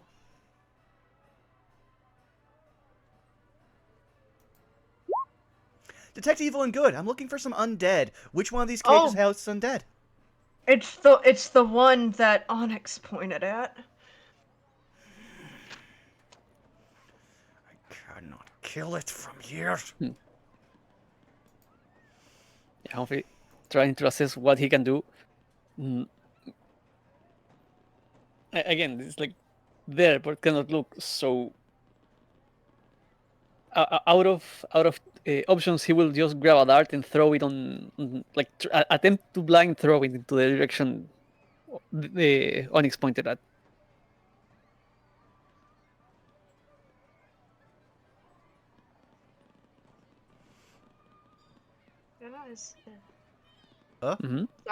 Sorry, I missed that. What? Oh, I missed what Citrix said. Sorry. Yeah, no. Humphrey on Branson's shoulders, trying to figure out what he can do. Again, like Onyx pointed a direction and said not to look at it, same as Razvan. So he will try to blind throw a dart in the direction of the cage, like where he was pointed at. Roll with disadvantage. Mm-hmm.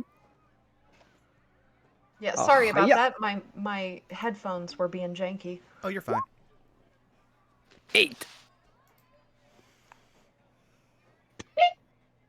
As it flies off one of the metal bars of the cage. Well, I have one more spell slot, and I'm going to make sure this thing never wants to look at us again, and Branson will know exactly if it ever moves out of that cage. As you're going to watch, as just like the thinnest current of electricity shoots out from almost like the center of Branson's like hood, from like covering his head, as he casts on this thing Mind Spike.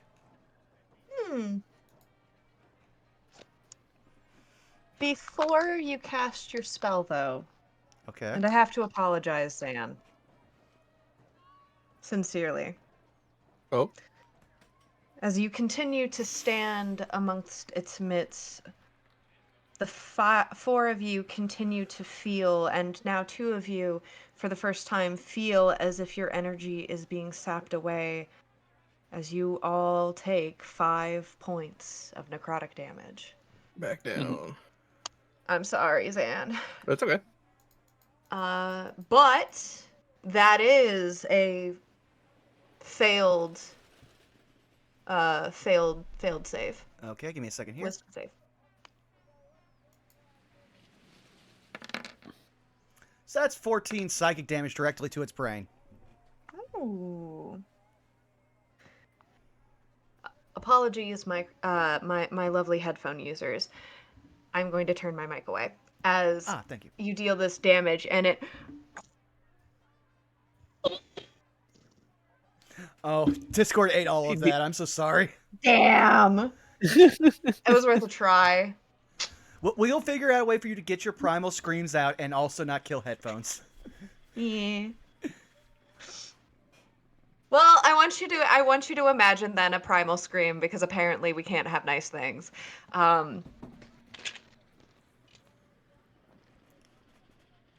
I'm sorry. You're fine. I'm sorry You're for the fine. ruined immersion. No, you're fine. You clearly have done damage to this thing. I have a question for you all, though. Okay. Before I make any other moves. Are you going to engage this thing further in combat, or are you going to collect your comrade and run off? We have one man down. I say we're leaving. Yeah, one ability did Zero like magical almost ability. double damage to my health. We should just go. Oh, okay. Let me say this. I just have to preface this. I think we should leave. Yeah, no. You are going to see Branson like the most like twisted he's ever been. He is going to let out his own primal like roar! And he's just going to literally grab Razvan by the collar of his cloak, just like how he grabbed Humphrey, and he is going to just drag him. I also have a question. How heavy are you? A svelte. Let me check. That much plus weight of gear. With gear, 205 roughly. Oh, then with a 16 Pounds? strength, he's not even like Yeah, not worried. even phased. Yeah, you're Yeah, good. he's literally. He's almost half dragging Onyx on top of you, and he's just going to growl another up as again, healing word. And I have just said fuck me my spell slots because now I have no magic.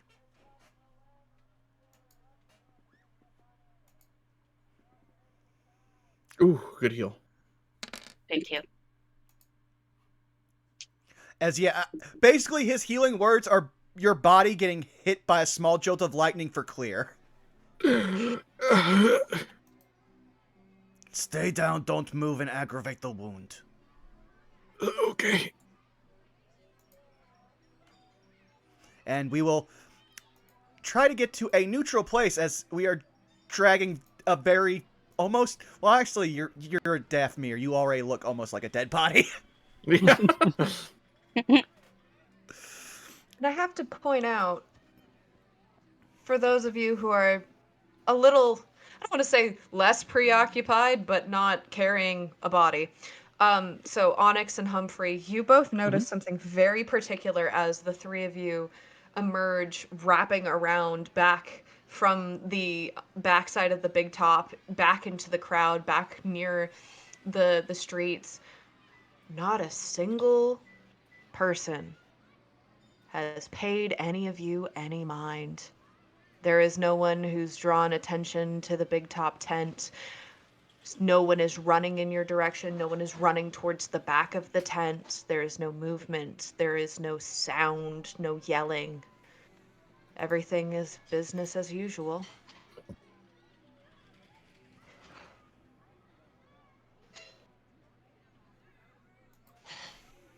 We need to leave this place.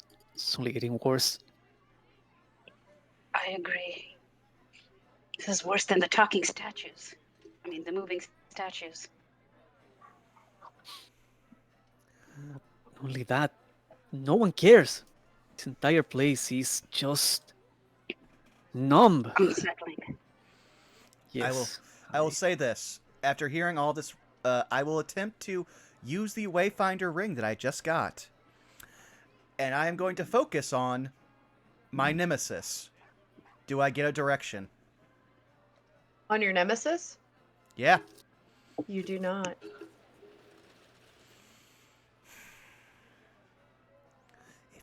If we can figure out a direction, I can use the Wayfinder. But I can't use it in the way I hoped.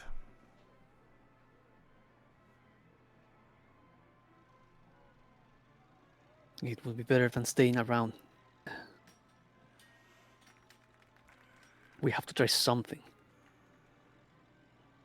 Our only chance is the Wayfinder. But, again, we need to know where to go. We have to give it a direction. Then let's try to go back home. Okay. You are from the same. You are from the same place. You all should have a better way to anchor it, if any. Pardon me, I don't mean to interrupt. I can't help but overhear your conversation.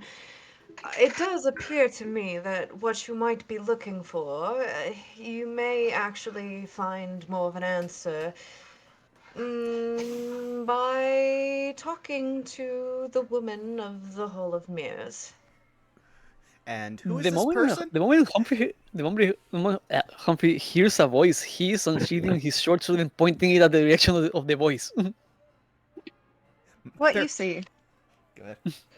What you see is you see an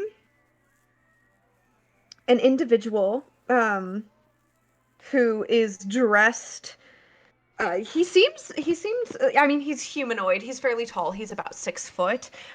He seems relatively I don't want to say plain, but he doesn't look like an adventurer or anything of the sort. He looks more Edwardian with a coat with full tail coats. His face, he's got a full beard and mustache. He's got a monocle. He has a cane on his person, and even a top hat. And he just looks to the four of you and goes, "I do apologize for eavesdropping, but I couldn't help but overhear that you had been considering trying to find a way out and didn't know a better way than to utilize the mists. If there's one person that I know in this entire carnival might have a sneaking suspicion of a more beneficial or safer way of traveling besides the front exit, you might want to talk to Baba Grimhild." Can you spell that? Yes. That's remarkably close to an NPC from Web of Deceit. Because I am not imaginative when I do names. Also, of course, Oh, I was so close. when he takes his sword out, obviously he's trying to present some sense of threat, but again he's a 3-foot tall blob with a short sword. He No. doesn't look that threatening. Don't worry, Citric, No, because... no. Oh, go ahead. Go ahead. I was just gonna say, no need to pull that out. You can put that away. Onyx, are you okay? Are you injured? I'm all right. I am so sorry. I should not have guided us towards such a foolish place. Who are you?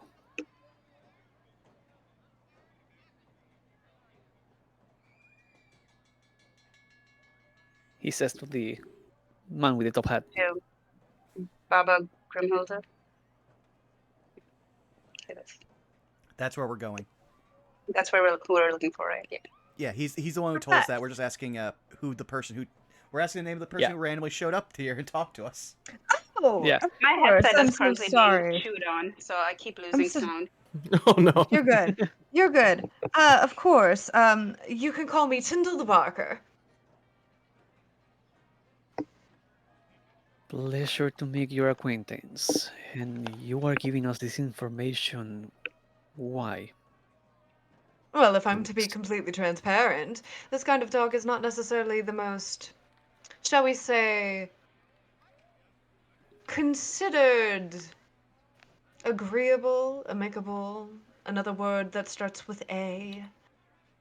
Let's just say that talk about leaving without doing so in the conventional or approved of manners often can leave people feeling a bit prickly, but I can understand given your current stature. His eyes drift over to Razvan for a moment. I can understand why you would feel the need, and to try to do so discreetly. We have played along the game of this carnival for enough. Be clear. What is this place? Why is everyone just complacent with this weird trap? And how do Weird we leave? trap. I mean, you can always leave through the front exit or through the mist if you are so daring. No one has to stay here. When the time the carnival closes, guests who do not wish to stay are actually encouraged to leave. It's not a trap. But for many of us, this is home.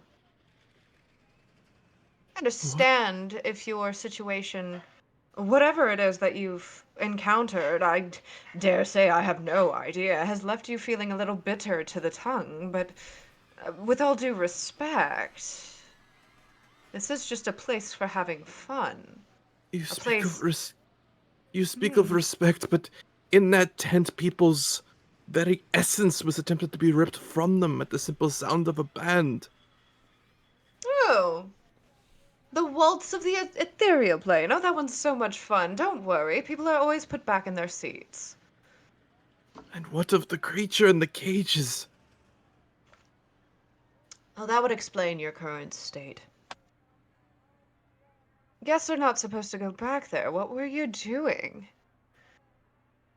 We were worried about those in attendance, so we tried to investigate what could be causing it.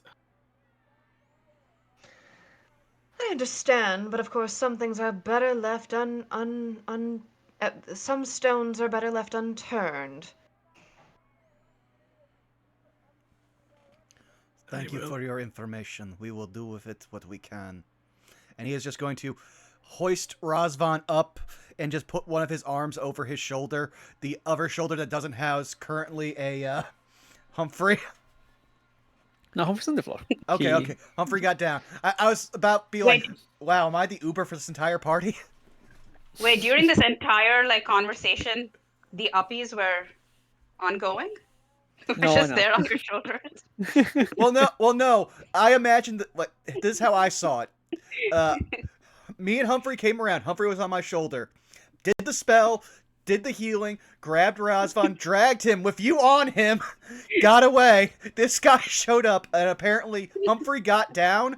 Razvan is still on the ground with my hand holding his cloak, and then he is now helping with the uppies as a matter of, did you try to stay on his chest when I was basically trying to get him into the huddle walk?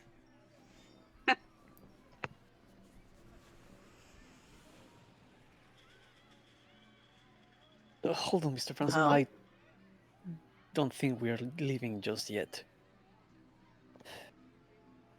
Take it back. I take it all back. We shouldn't stay here. We should leave. First, you need to rest. It sounds like we will leave no matter what. It's just a matter of how quickly. Come, we are going to a place where I can set you down. You said we are to leave when the carnival closes. I mean, you When is that? can. You don't have to.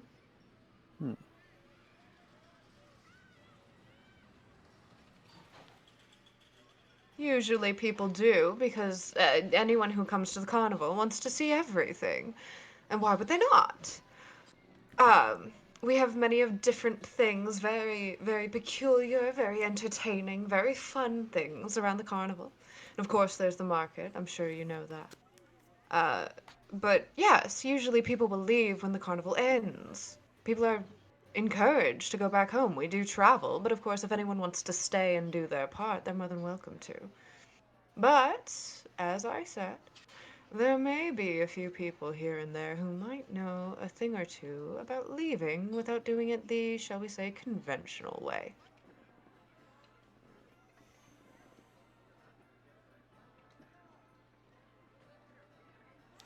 Branson will look to Humphrey and be like, are you satisfied? Far from it. But I doubt we will get the answers. I'll get the answers I want. As helpful as this may or may not be, for one, I have a lot of trouble trusting anyone in this place now. And second, I still believe you are not being transparent. I mean, that's fair. After all. I'm not exactly see-through, am I? And he just gives this big wide grin. Riveting. This carnival may not end until we see all of its features. But if there is a place to rest, we should probably head there. Yes, I will take you to the Pyrea. If anything, I can lay you on a bench. And he is just going to start carrying and be like, okay, triage. Razvan is going to kind of hum to himself, holding on to his chest and neck as best he can, and he's going to cast Cure Wounds on himself. Okay. What's the name of the gentleman of the top hat again? Tyndall the Barker. And I'll go ahead and type it. Thank you. Sarah's real quick, because my cat just changed my hit points. How much damage did I take? 5. You had taken a total... 5. a grand total of 10. Right. Okay. Well, I appreciate what you tried to do then. Well, my cat did try to just give me more points, which was nice of him, I guess. But okay, Amazing. No, you should have more. You should have more. But yeah, I think we'll head to the Pyrea and probably pick up from there next time. Unless there's anything else you want to touch on, Saris. I'm gonna roll something really quickly and see. Yes. So as Tyndall waves you all along and begins to head over, curiously towards the little tent with the sign that says "The Amazing Soulless Man." As the four of you walk through the crowds, heading towards the opposite end of the carnival, your eyes fall upon, once again, those three very, very, very, very, very, very, very vibrant women, giggling and pointing and laughing, and at one point, noticing the four of you, all of them stop and stare, their smiles falling into sunken frowns, and with their gazes falling upon the four of you, that is where I'm going to end this session. Okay. Oh boy. Well, since I know two of us have to start getting ready to go really quickly, let's start with you, Zan, then Sheila, and then Citric and Saris, and I'll end us. Okay. Thank you very much. Good session, everybody. Heck yeah! It was fun. You could find me over at twitch.tv/ZanlessGrim. You could find my previous works over on my Twitter at Zanny_Grim. And yeah, keep an eye out for there if you want to see what I'm up to for any of that. And I'll toss it towards Citric. Me. Hello, I am Citric. You can find me pretty much everywhere at Citric King. I do doodles sometimes, and you will find those times at places like Twitter, Blue Sky, Tumblr, Instagram, but mostly Twitter, really.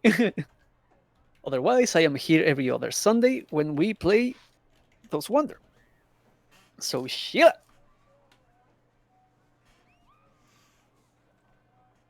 Oh, Sheila, that's you. Oh, okay. I'm Sheila. I am mugimira.cos on Instagram, which is my cosplay account, and I don't use any other social media really.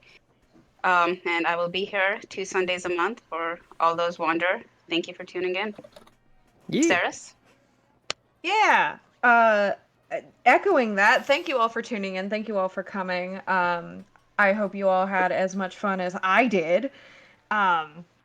You can find me all over the internet at TixDixel, where I am writing, doing art, and existing and memeing. I am here every other Saturday with Zako Duo and, of course, our good host, Vaughn, where we are suffering with No Love More Extra as we try to get through moon shenanigans, and then you will find me every second and fourth Sunday here for those who wander, like you just listened to, providing the many voices and many descriptions. And with that, proverbial skull heads back to Vaughn. Thanks. You've already found me here at Burnout Vaughn. Well, at twitch.tv/Burnout Vaughn. I'm just going to wrap us up real quick. Next stream will be Wizard Sips Plays, where we do more Resident Evil in our Strixhaven characters' voices. And we're going to go raid a good number of friends of the channel, because half the people from Saved by a Spell are in this campaign or in other campaigns with us. So we're raiding Farting Tart. What should our raid message be? It was a good one from today. Oh, I also have to do one thing while everyone's thinking. L Robot with 100 bits. Quote of the session for the week goes to Branson for, "I understand your pain, but I am still in pain." Thank you. What if we just said pain in all caps? Yeah, that's Yeah. fine. They will love that. Okay. Sounds all right. So just yell pain at Tart and all of our other friends. We will see you all in 2 weeks' time. Thank you. We love you. Bye-bye. Oh, bye. Goodbye. Bye.